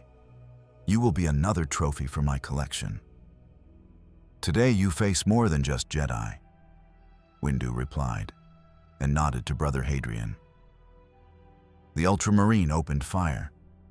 Bolter rounds hammered into Grievous's duranium body plating, each detonation staggering the cyborg general. Grievous had been designed to fight Jedi, his reflexes calibrated to deflect lightsaber strikes, his combat programming optimized against Force users. He'd never encountered mass-reactive explosive rounds fired by a warrior with transhuman aim. 3 rounds struck Grievous's upper left arm, shredding the mechanical servos. The arm and its lightsaber fell useless. Grievous roared and charged through the bolter fire with his remaining 3 blades spinning in a defensive pattern that barely kept the rounds from his vital systems. Windu met him head-on. Va'apad against Grievous's four-armed assault had always been a battle of attrition. Could the Jedi's technique adapt faster than the droid's programming?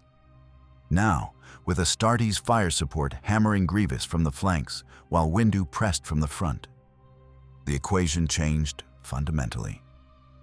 Grievous's second arm fell to a bolter round that severed its connection at the shoulder joint. Then Windu's lightsaber carved through the general's right leg, and the cyborg collapsed. He tried to crawl away, but Brother Hadrian's boot, 800 pounds of ceramite and muscle, pinned him to the crystal ground. "Mercy," Grievous spat, his vocabulary failing. "I demand—" "You demanded nothing when you killed my brothers," Hadrian replied coldly, and fired a single bolt round through Grievous's neural processor.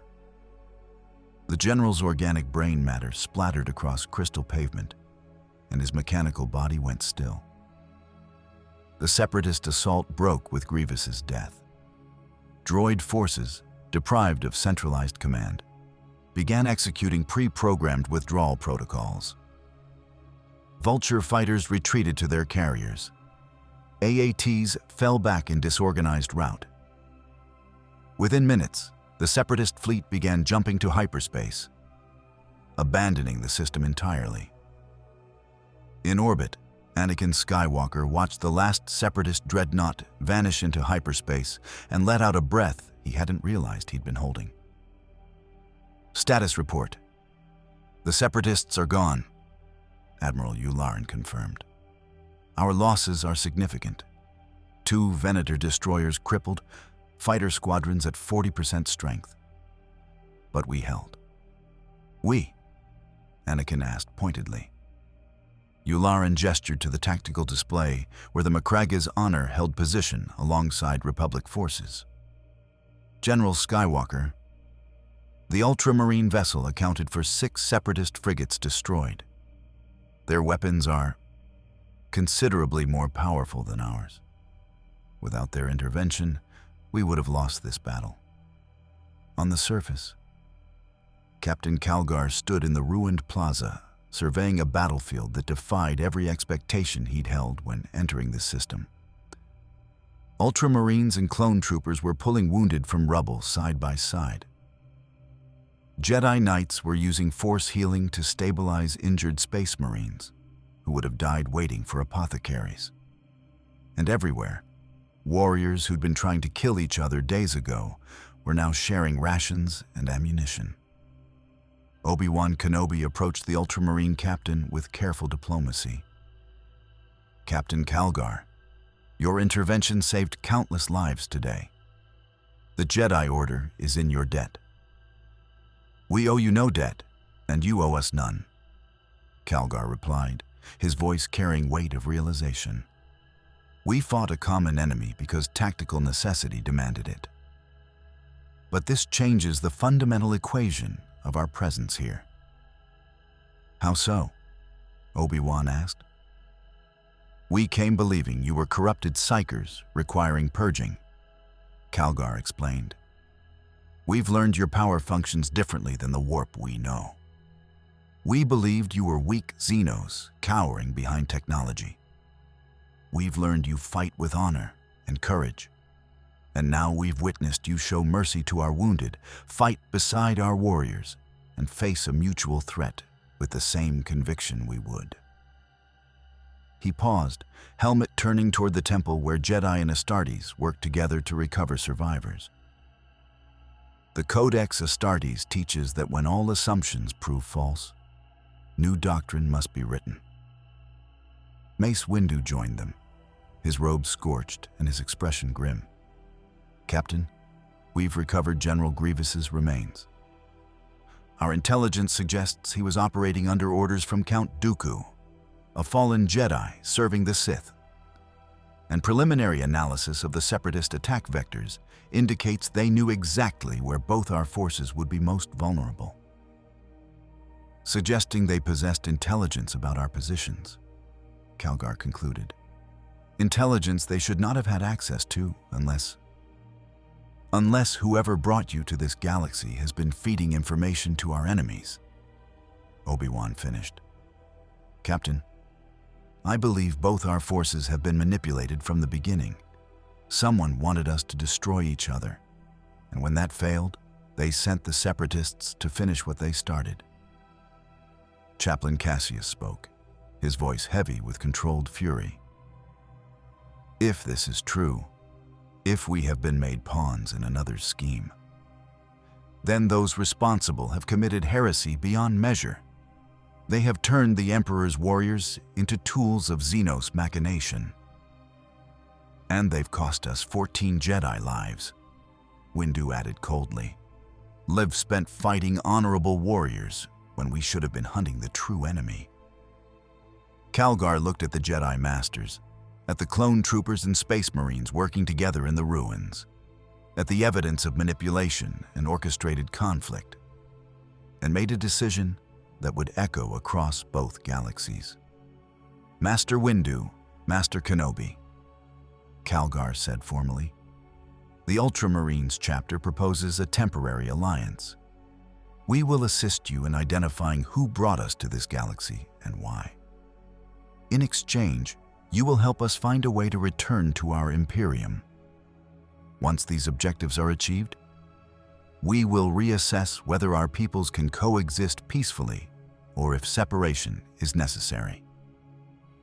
Obi-Wan extended his hand, a gesture that meant nothing to the Astartes, but everything in Republic culture. "Captain Calgar, the Jedi Order accepts your proposal. Let's find the bastard who thought playing gods with 2 warrior orders was a good idea." Calgar's ceramite gauntlet clasped Obi-Wan's hand carefully, mindful of the fragile Xenos bones within. "Agreed, Master Kenobi. And when we find them, they will learn what happens when you make enemies of both Jedi and Astartes." Behind them, in the ruins of Christopolis, 2 warrior orders who'd been killing each other with absolute conviction mere days ago began the complex, uncomfortable process of becoming allies.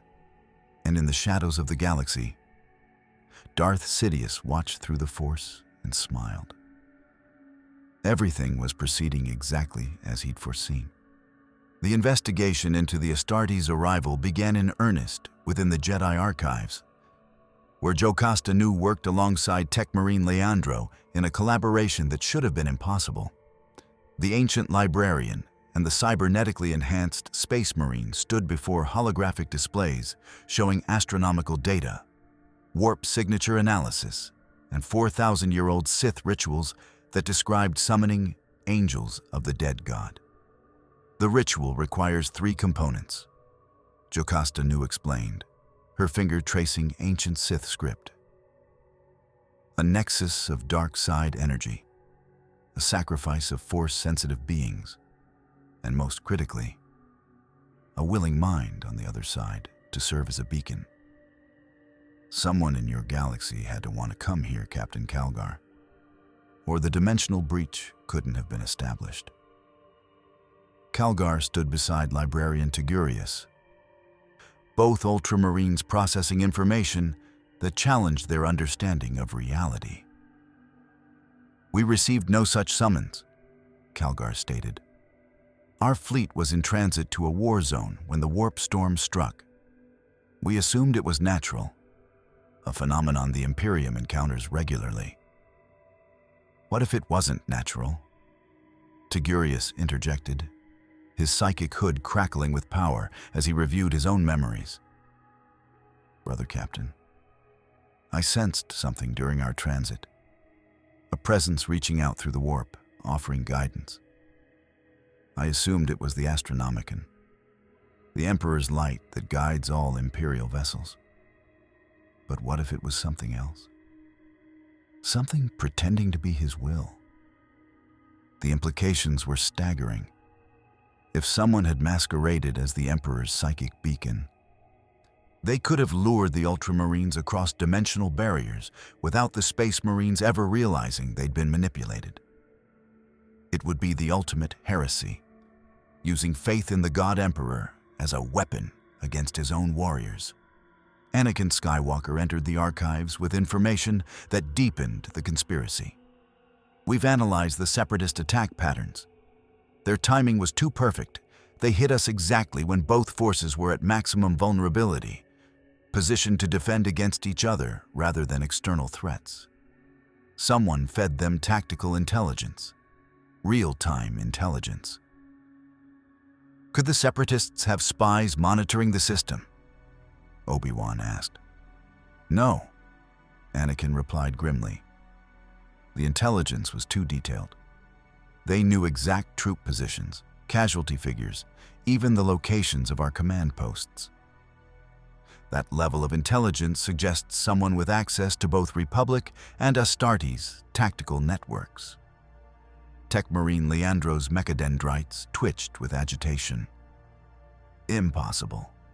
Ultramarine BattleNet encryption has stood for 10,000 years. No Xenos has ever breached our tactical data streams. No Xenos from your galaxy. Master Yoda's voice carried through a holocom transmission from Coruscant. But someone from ours, perhaps? Someone powerful in the Force, skilled in manipulation, hidden within the Republic's highest levels? The pieces were falling into place with terrible clarity. Count Dooku was a powerful Sith Lord, but even he lacked the strength to breach dimensional barriers. However, his master, the mysterious Darth Sidious that the Jedi had been hunting for years, might possess such power. And if Sidious had orchestrated the Astartes' arrival, it would explain why the timing coincided so perfectly with the Clone Wars. Weaken the Jedi, distract the Republic, create chaos. The Sith played the long game, and this would be the ultimate move. We need to find the ritual site, Mace Windu stated. Wherever this dimensional breach was opened, there will be evidence. Dark side energy that strong leaves traces in the Force that can persist for years. And warp signatures that would register on our augur arrays, Togurius added. If someone created a stable breach between galaxies, the energies involved would be detectable even now. Brother Captain, I request permission to conduct a joint psychic investigation with Master Yoda. If we combine our understanding of the warp and the Force, we may be able to trace the breach back to its source. Calgar hesitated.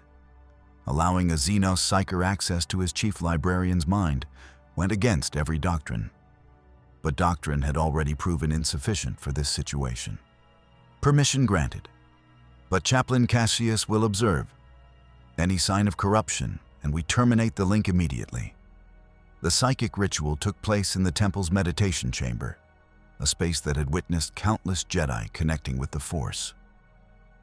Now it would host something unprecedented, a Space Marine librarian and a Jedi Grandmaster combining their psychic powers to trace a dimensional rift across space and time.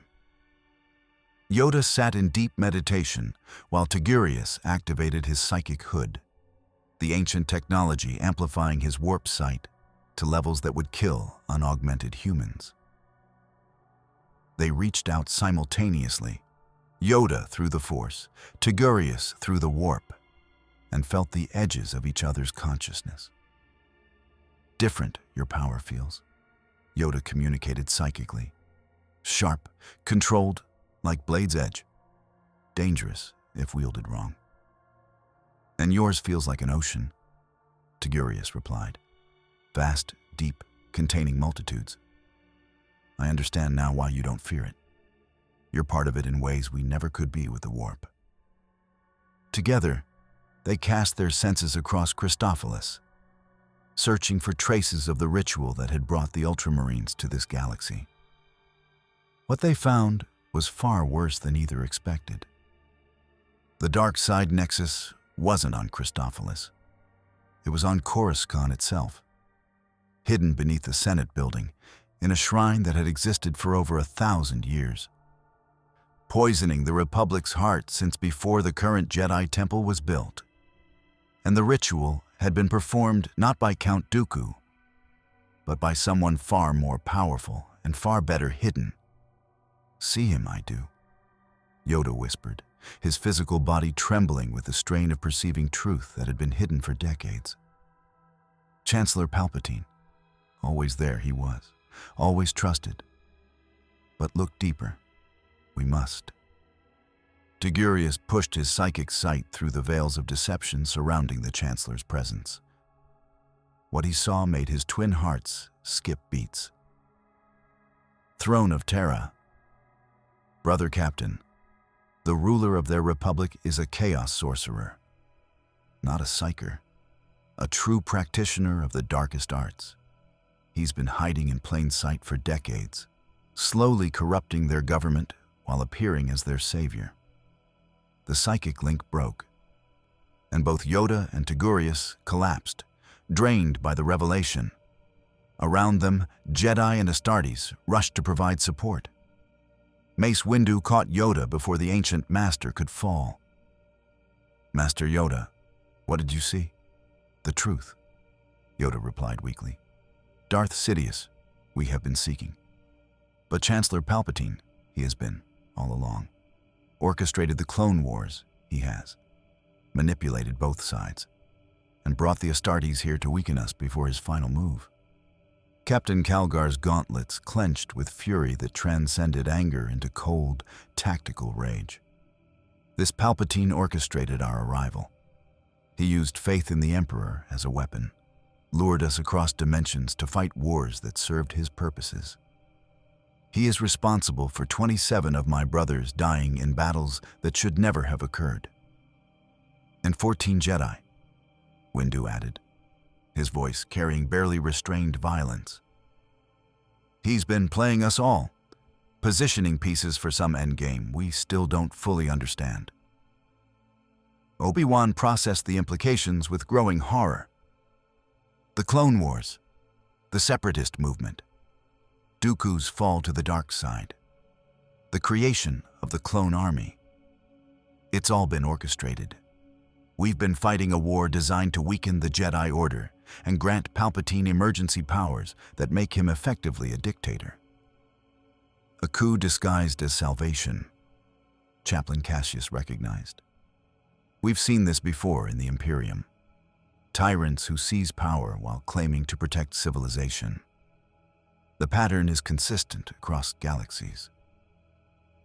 Anakin felt his world tilting. Palpatine had been his friend, his mentor, the one politician he'd trusted to do the right thing. No, there has to be another explanation. The Chancellor has done nothing but help the Republic. He's been there for me when even the Council wasn't. He can't be Sidious. Skywalker. Calgar's voice carried brutal honesty. The best manipulators are those who make you believe they're your friend. The Emperor teaches that corruption wears many faces, and the most dangerous is the face of kindness. Your Chancellor has played you precisely because you wanted to believe in him. Ahsoka placed her hand on Anakin's shoulder. "Master, if they're right, we need to act, now, before Palpatine realizes we know." "We can't act rashly," Obi-Wan cautioned. "Palpatine has the Senate, the courts, legal authority as Supreme Chancellor. If we move against him without absolute proof, we'll be branded traitors. The Republic will tear itself apart. Then we gather proof," Windu stated with finality. "Master Yoda, Return to Coruscant. Observe Palpatine directly. Captain Calgar, I request that you send your librarian with him. If Togurius can sense the chaos corruption you speak of, he can confirm Palpatine's true nature. I will go myself, Calgar decided. If this sorcerer is responsible for my brother's deaths, I will see him face the Emperor's justice personally. Captain, you can't just walk into the Senate, Obi-Wan began. Watch me, Calgar replied. Your Chancellor has never faced the Adeptus Astartes before. It's time he learned what happens when you make enemies of the Emperor's finest. The plan came together with the coordination that only warrior orders could achieve. Yoda and Calgar would return to Coruscant under the pretense of negotiating the Ultramarines' peaceful withdrawal from Republic space. Mace Windu would lead a strike team to the Senate, prepared to arrest Palpatine if evidence confirmed his identity as Sidious. And Anakin, despite his emotional turmoil, would confront his mentor directly. Because Palpatine trusted Anakin in ways he trusted no one else. As they prepared to depart Christophilus, Brother Hadrian approached the Jedi who had spared his life. Padawan Jukasa, the Space Marine said formally. I was wrong about your kind. You are warriors of honor, not Xenos filth. That error cost good men their lives. It will not happen again.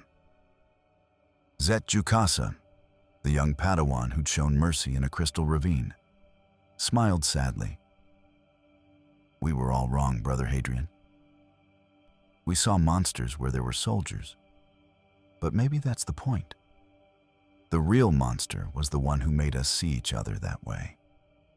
The Ultramarine nodded, a gesture that transcended the cultural barriers between galaxies. When this is done, when your Sith Lord is dealt with, the chapter will remember that the Jedi showed us mercy when they had no tactical reason to. We do not forget debts, Padawan, good or ill.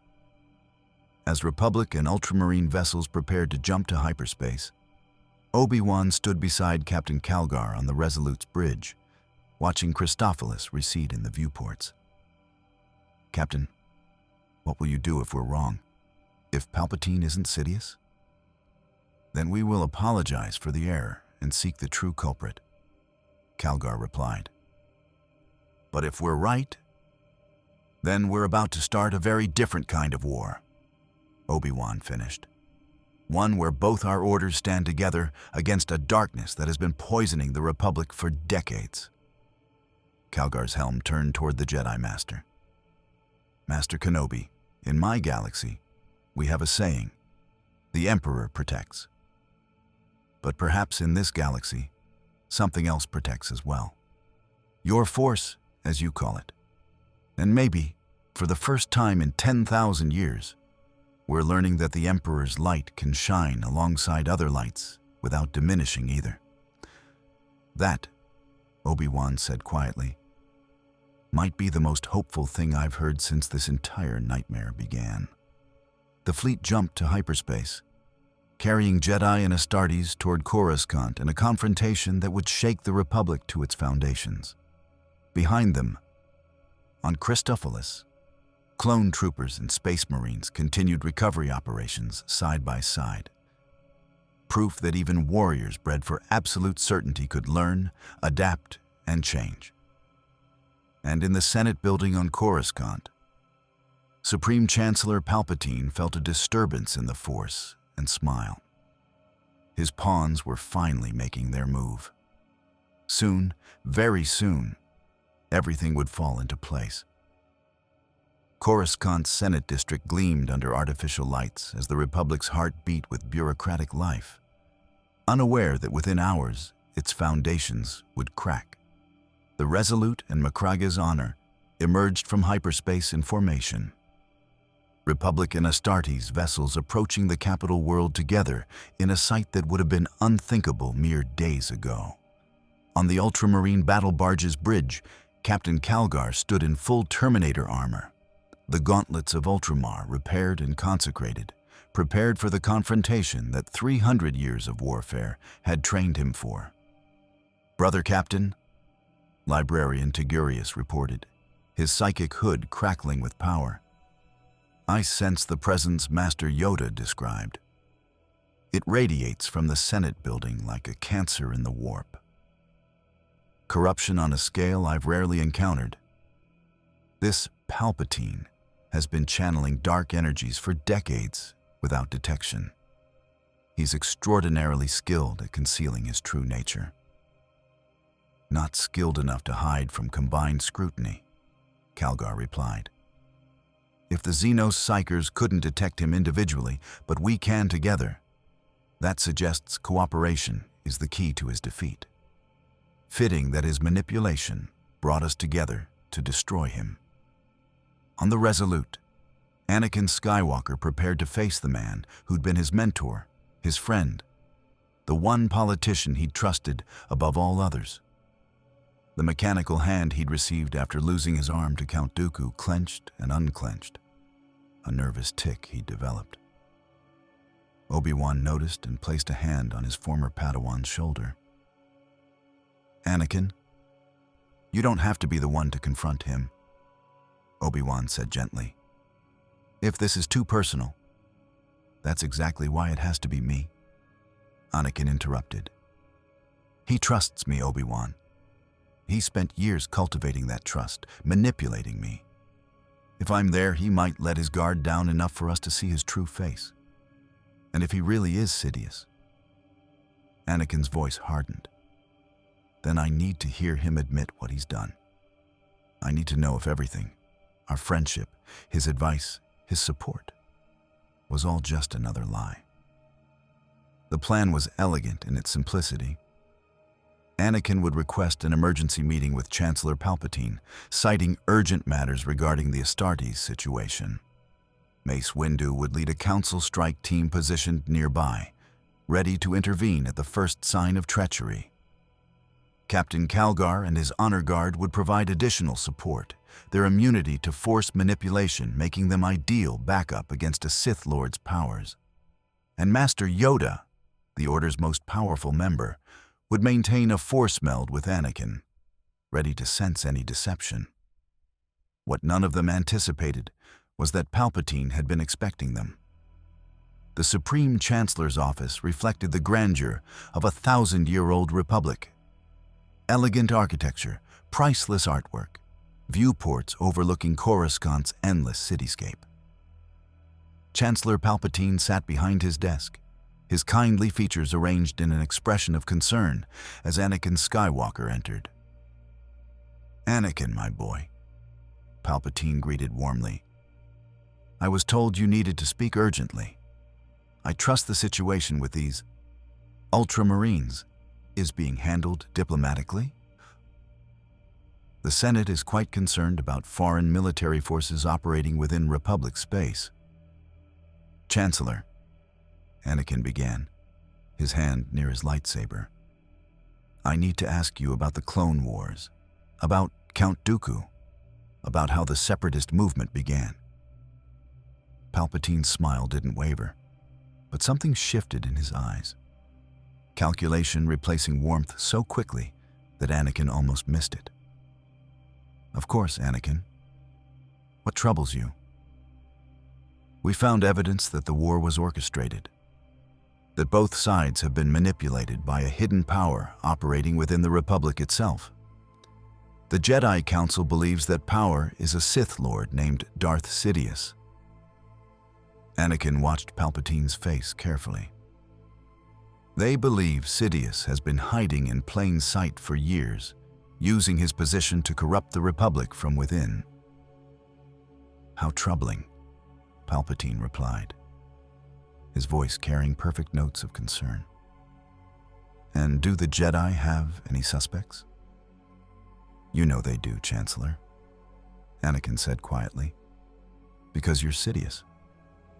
The ritual that brought the Astartes to our galaxy was performed by you from a dark side shrine hidden beneath this building.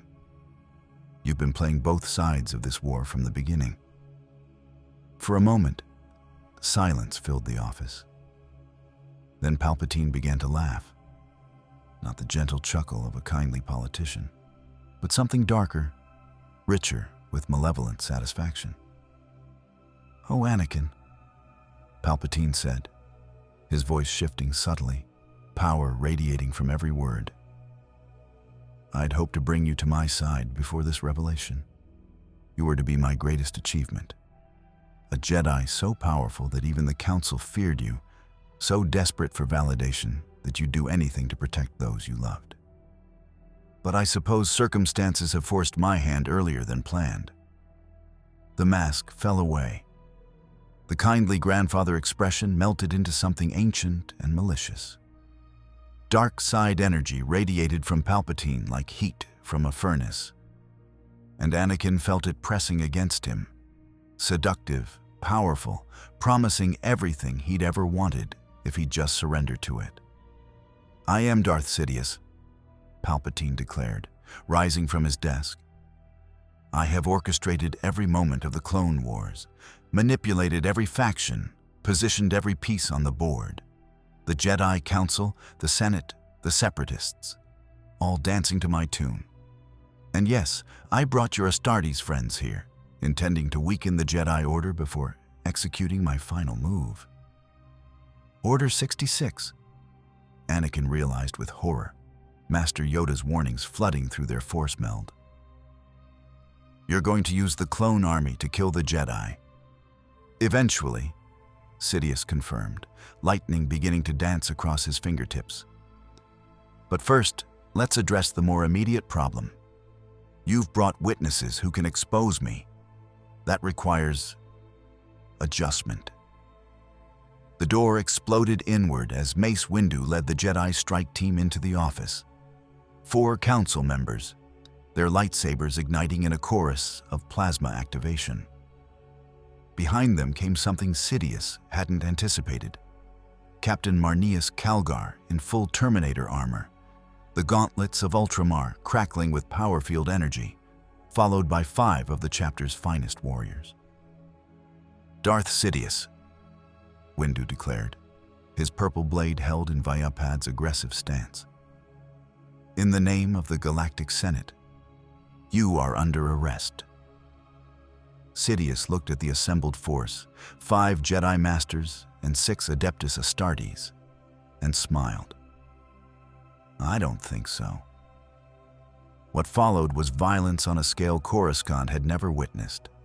Sidious unleashed Force lightning with power that staggered even Jedi Masters. The dark side energy arcing between targets with malevolent intelligence. Master Kit Fisto fell immediately, his nervous system overloaded by electricity that would have killed a lesser being instantly. Agen Kolar followed, his lightsaber melting under sustained assault. But then the Astartes entered the fight, and Sidious discovered something that hadn't occurred to him. Space Marines were partially immune to Force powers. Brother Sergeant Agathon's successor, Brother Gaius, walked through Force lightning that should have killed him, continue 22-18.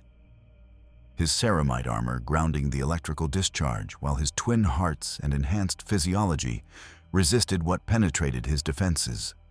His storm bolter barked, firing mass reactive rounds at a Sith Lord who'd never faced such weapons. Sidious dodged with Force-enhanced speed, but bolter rounds weren't blaster bolts. They exploded on impact, filling the office with shrapnel and concussive force. Teen used the distraction to press his attack, his aggressive form fui technique coordinating with Brother Gaius's fire support in a combination Sidious had no tactical response for. "Impossible," Sidious snarled, his composure cracking. "You're just machines, enhanced flesh. You have no connection to the Force." "We don't need your Force," Calgar replied, his gauntlets smashing through Sidious's Force barrier like it was paper. "The Emperor protects Sorcerer, and his protection is absolute." The Power Fist connected with Sidious's chest, and even a Dark Lord of the Sith couldn't ignore 800 pounds of force channeled through a power field. Ribs cracked, organs ruptured. Sidious flew backward through his office viewport in an explosion of transparent steel and twisted metal, falling toward Coruscant's lower levels. But he didn't fall far. The Dark Lord caught himself with the Force, hovering in the air above Senate Plaza, his robes in tatters, but his power undiminished. Below him, thousands of Senate guards and clone troopers responded to the commotion, their weapons trained on the Jedi and Astartes emerging from the ruined office. "You see?" Sidious called out, his voice amplified by the Force to carry across the plaza. "The Jedi have attempted to assassinate your Chancellor. They've brought foreign warriors to murder the Republic's democratically elected leader. This is treason of the highest order." It was masterful manipulation. Presenting himself as the victim, the Jedi as power-hungry rebels. Senate guards hesitated, torn between loyalty to their Chancellor and evidence of his dark powers. Clone troopers raised weapons, but didn't fire, awaiting clear orders from their Jedi generals who'd just been branded traitors. "He's lying!" Anakin shouted, stepping forward. "He's Darth Sidious. He's the Sith Lord we've been hunting. He orchestrated the Clone Wars." "The boy has been deceived by his masters," Sidious countered smoothly, playing to the crowd. "The Jedi have manipulated him, turned him against his friend. I am merely a servant of democracy, and they would destroy me because I threatened their ancient order's monopoly on power." The crowd wavered. Palpatine had spent years building trust, presenting himself as the Republic's savior. Against that, the Jedi had only accusations and violence. Then Master Yoda appeared, the ancient Grand Master using the Force to project his presence throughout the plaza. "Chancellor Palpatine, Dark Lord of the Sith you are. Decades you have hidden, corrupting the Republic from within. But ended your deception has. See the truth. The Force does. And see it. The people will." Yoda released the psychic evidence he and Togurius had gathered. Visions of the dark side shrine beneath the Senate. Memories of Sidious manipulating both separatists and Republic. Proof of his true nature burning through the Force for all sensitive beings to witness. Thousands of minor Force sensitives throughout Coruscant's population felt the truth simultaneously, and their reactions rippled through the crowd. "It's true," someone whispered. Then another. "The Chancellor is Sith." Sidious felt control slipping and made his final play. "Then you leave me no choice. If the Republic will not accept my guidance willingly, I will take it by force. Execute Order 66. Throughout Coruscant, throughout the galaxy, biochips implanted in clone troopers activated. Orders hard-coded into their genetic programming overrode loyalty, friendship, and rational thought. The message was simple. The Jedi have betrayed the Republic. Execute them immediately. Captain Rex, standing beside Anakin in Senate Plaza, felt the compulsion surge through his mind. Kill the Jedi general beside him. His hand moved toward his blaster automatically. But Rex had been fighting alongside Jedi longer than most clones. The bond he'd forged with Anakin ran deeper than programming. With supreme effort, he managed to speak through gritted teeth. "Sir, run, can't, control." Anakin grabbed Rex's blaster hand. "Fight it, Captain. You're stronger than any programming." Across the plaza, clone troopers opened fire on their Jedi generals. Master Plo Koon fell, dozens of blaster bolts overwhelming his defenses. Knight Sin Dralig survived the initial volley, but was forced to retreat, defending against troopers he'd fought beside for years. "All companies, defensive formation," Calgar commanded, and the Ultramarines moved with practiced efficiency. Storm bolters provided suppressing fire that forced clone troopers into cover. Not killing them, but neutralizing their threat. These clones are being mind-controlled, Do not execute them unless absolutely necessary. Mace Windu's lightsaber became a purple blur, deflecting hundreds of blaster bolts while he and Calgar pressed toward Sidious. The Sith Lord unleashed everything he had. Force lightning that scorched stone, telekinetic waves that threw vehicles like toys, dark side powers accumulated over decades of secret mastery. But he faced something he'd never anticipated. Jedi Masters working in perfect coordination with Space Marines, whose immunity to forced manipulation and overwhelming firepower covered every vulnerability the Jedi possessed. Windu's Vapad channeled Sidious's darkness back at him. Calgar's power fists shattered force barriers. Brother Gaius's Stormbolter forced Sidious to divide his attention between lightsaber combat and dodging explosive rounds. The end came when Anakin Skywalker, betrayed and furious, channeled everything he'd learned from both Jedi training and Palpatine's own teachings. His lightsaber struck in perfect form Vi technique, overwhelming Sidious's defenses. The Sith Lord blocked, but the strike had been a feint. The real attack came from Calgar's power fist, connecting with Sidious's spine and shattering vertebrae. Darth Sidious, Dark Lord of the Sith, orchestrator of galactic war and corrupter of civilizations, fell to his knees in Senate Plaza before witnesses too numerous to suppress. His hood fell back, revealing a face twisted by dark side corruption. No longer the kindly chancellor, but something ancient and malevolent. You have not won, Sidious gasped through damaged lungs. Order 66 proceeds. Every Jedi, across the galaxy, dies today. Even if you kill me, my contingencies ensure your order's destruction. Maybe, Mace Windu replied, his lightsaber at Sidious's throat. But you won't be alive to see it. Master Windu, wait, Obi-Wan called out. We need him alive to stop Order 66. The clones might have deactivation codes. Sidious laughed, blood bubbling from his lips. There are no codes, only death. My empire will rise from your ashes. Captain Calgar's gauntlets of Ultramar hummed with power. In my galaxy, we've faced tyrants who believed themselves immortal, sorcerers who thought themselves invincible. They all learned the same lesson. Faith and fury defeat corruption, eventually. Your empire dies with you, sorcerer. The power fist descended, and Darth Sidious's reign ended in Senate Plaza before thousands of witnesses and holographic cameras broadcasting to billions across the Republic. But across the galaxy, Jedi died. Masters fell to their own clone battalions. Padawans were hunted through temple halls.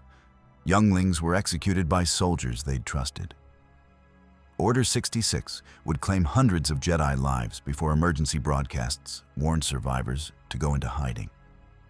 On Coruscant, in the aftermath of Sidious's death, Anakin Skywalker stood in the ruins of Senate Plaza, surrounded by bodies of clones and Jedi, and wept for what his friend had been revealed to be. Obi-Wan held his former Padawan's shoulder, offering what comfort he could as smoke rose from 1,000 fires across the Senate district. Captain Calgar surveyed the battlefield with a tactical assessment that came from centuries of warfare. They had won, but the victory was Pyrrhic. The Republic was leaderless, its clone army compromised, its government shattered. And the Ultramarines had been pulled into a galactic conflict that wasn't their war, fighting enemies that weren't their responsibility. Master Kenobi, Calgar said quietly, we have eliminated the sorcerer who brought us here. Our mission is complete. By all rights, we should seek a way to return to our Imperium immediately. But you won't, Obi-Wan replied, understanding in his voice. Will you, Captain? Calgar looked at the clone troopers being restrained by his battle brothers rather than executed, at the Jedi Masters coordinating rescue efforts for their scattered order. at the Republic's heart bleeding from wounds that would take years to heal.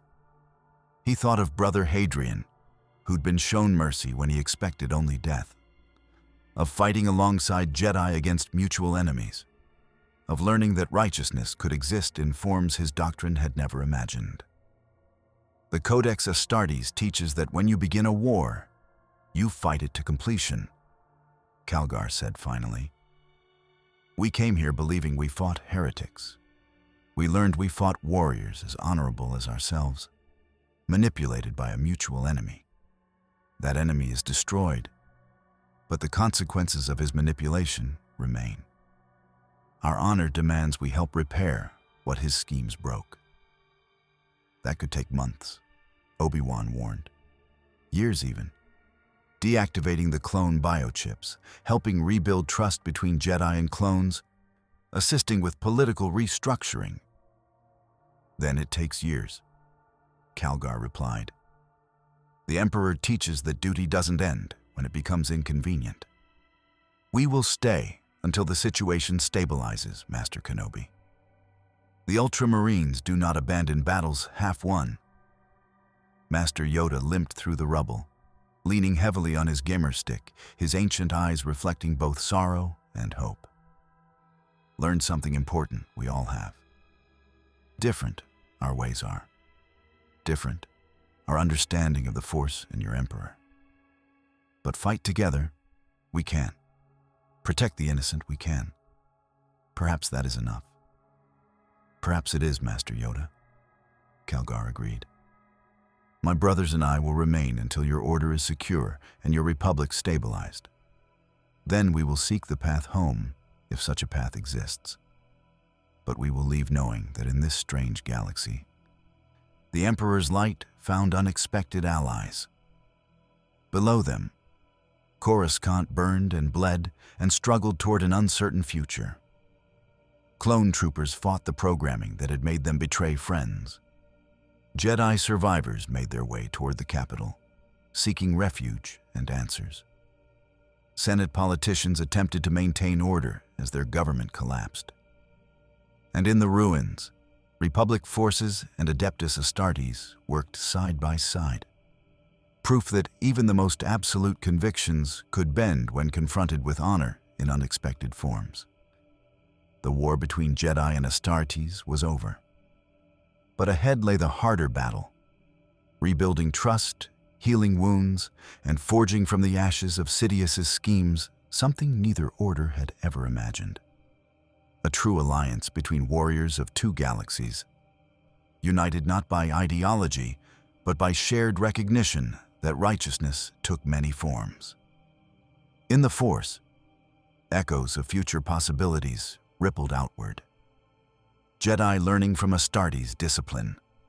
Space Marines adapting to a galaxy without chaos. Civilizations learning that faith and wisdom could coexist without one destroying the other. The path forward was uncertain, dangerous, fraught with potential failure. But for the first time since the Clone Wars began, it was a path chosen freely by both sides, walked together into whatever darkness awaited them. The rebuilding took longer than anyone anticipated. But then, stitching together the wounds of a manipulated war always does. In the months following Sidious's death, the Republic underwent transformations that would have seemed impossible at the war's beginning. Clone biochips were removed through emergency medical procedures developed jointly by Republic medics and Ultramarine apothecaries. The process saved thousands of clone troopers from becoming unwilling executioners, allowing men like Captain Rex to reclaim their agency and identities. The surviving Jedi, fewer than 400 masters, knights, and Padawans, began the painful process of rebuilding their order while grappling with the reality that they had been manipulated for decades. Captain Marneus Calgar and the Ultramarines remained true to their word, providing security and assistance, while Librarian Tigurius worked with Jedi scholars to understand the dimensional breach that had brought them across galaxies. The ritual site beneath the Senate was cleansed and sealed, its dark energies purged by combined efforts of Jedi Masters and Space Marine chaplains. Warriors of two faiths finding common purpose in opposing corruption, the alliance forged in blood produced unexpected fruits. Jedi learned tactical discipline from Astartes' warfare doctrine, adapting their role from peacekeepers to defenders capable of countering future Sith threats.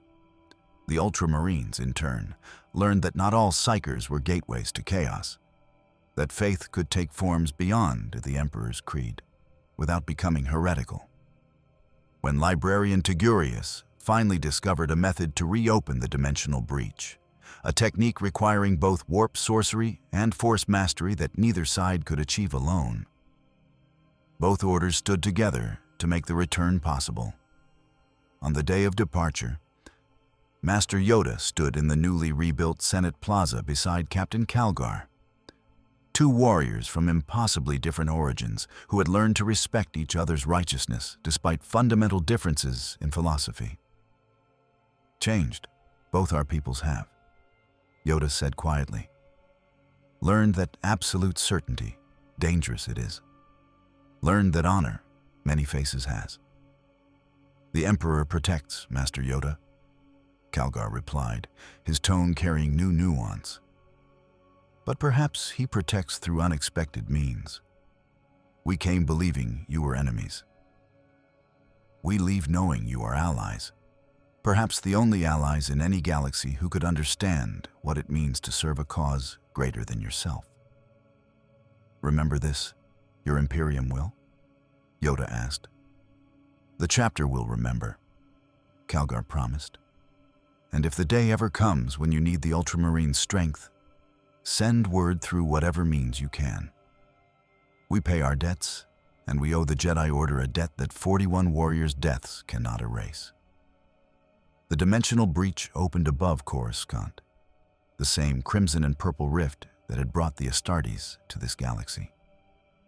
But this time, it was controlled, precise, guided by both Jedi wisdom and Imperial faith.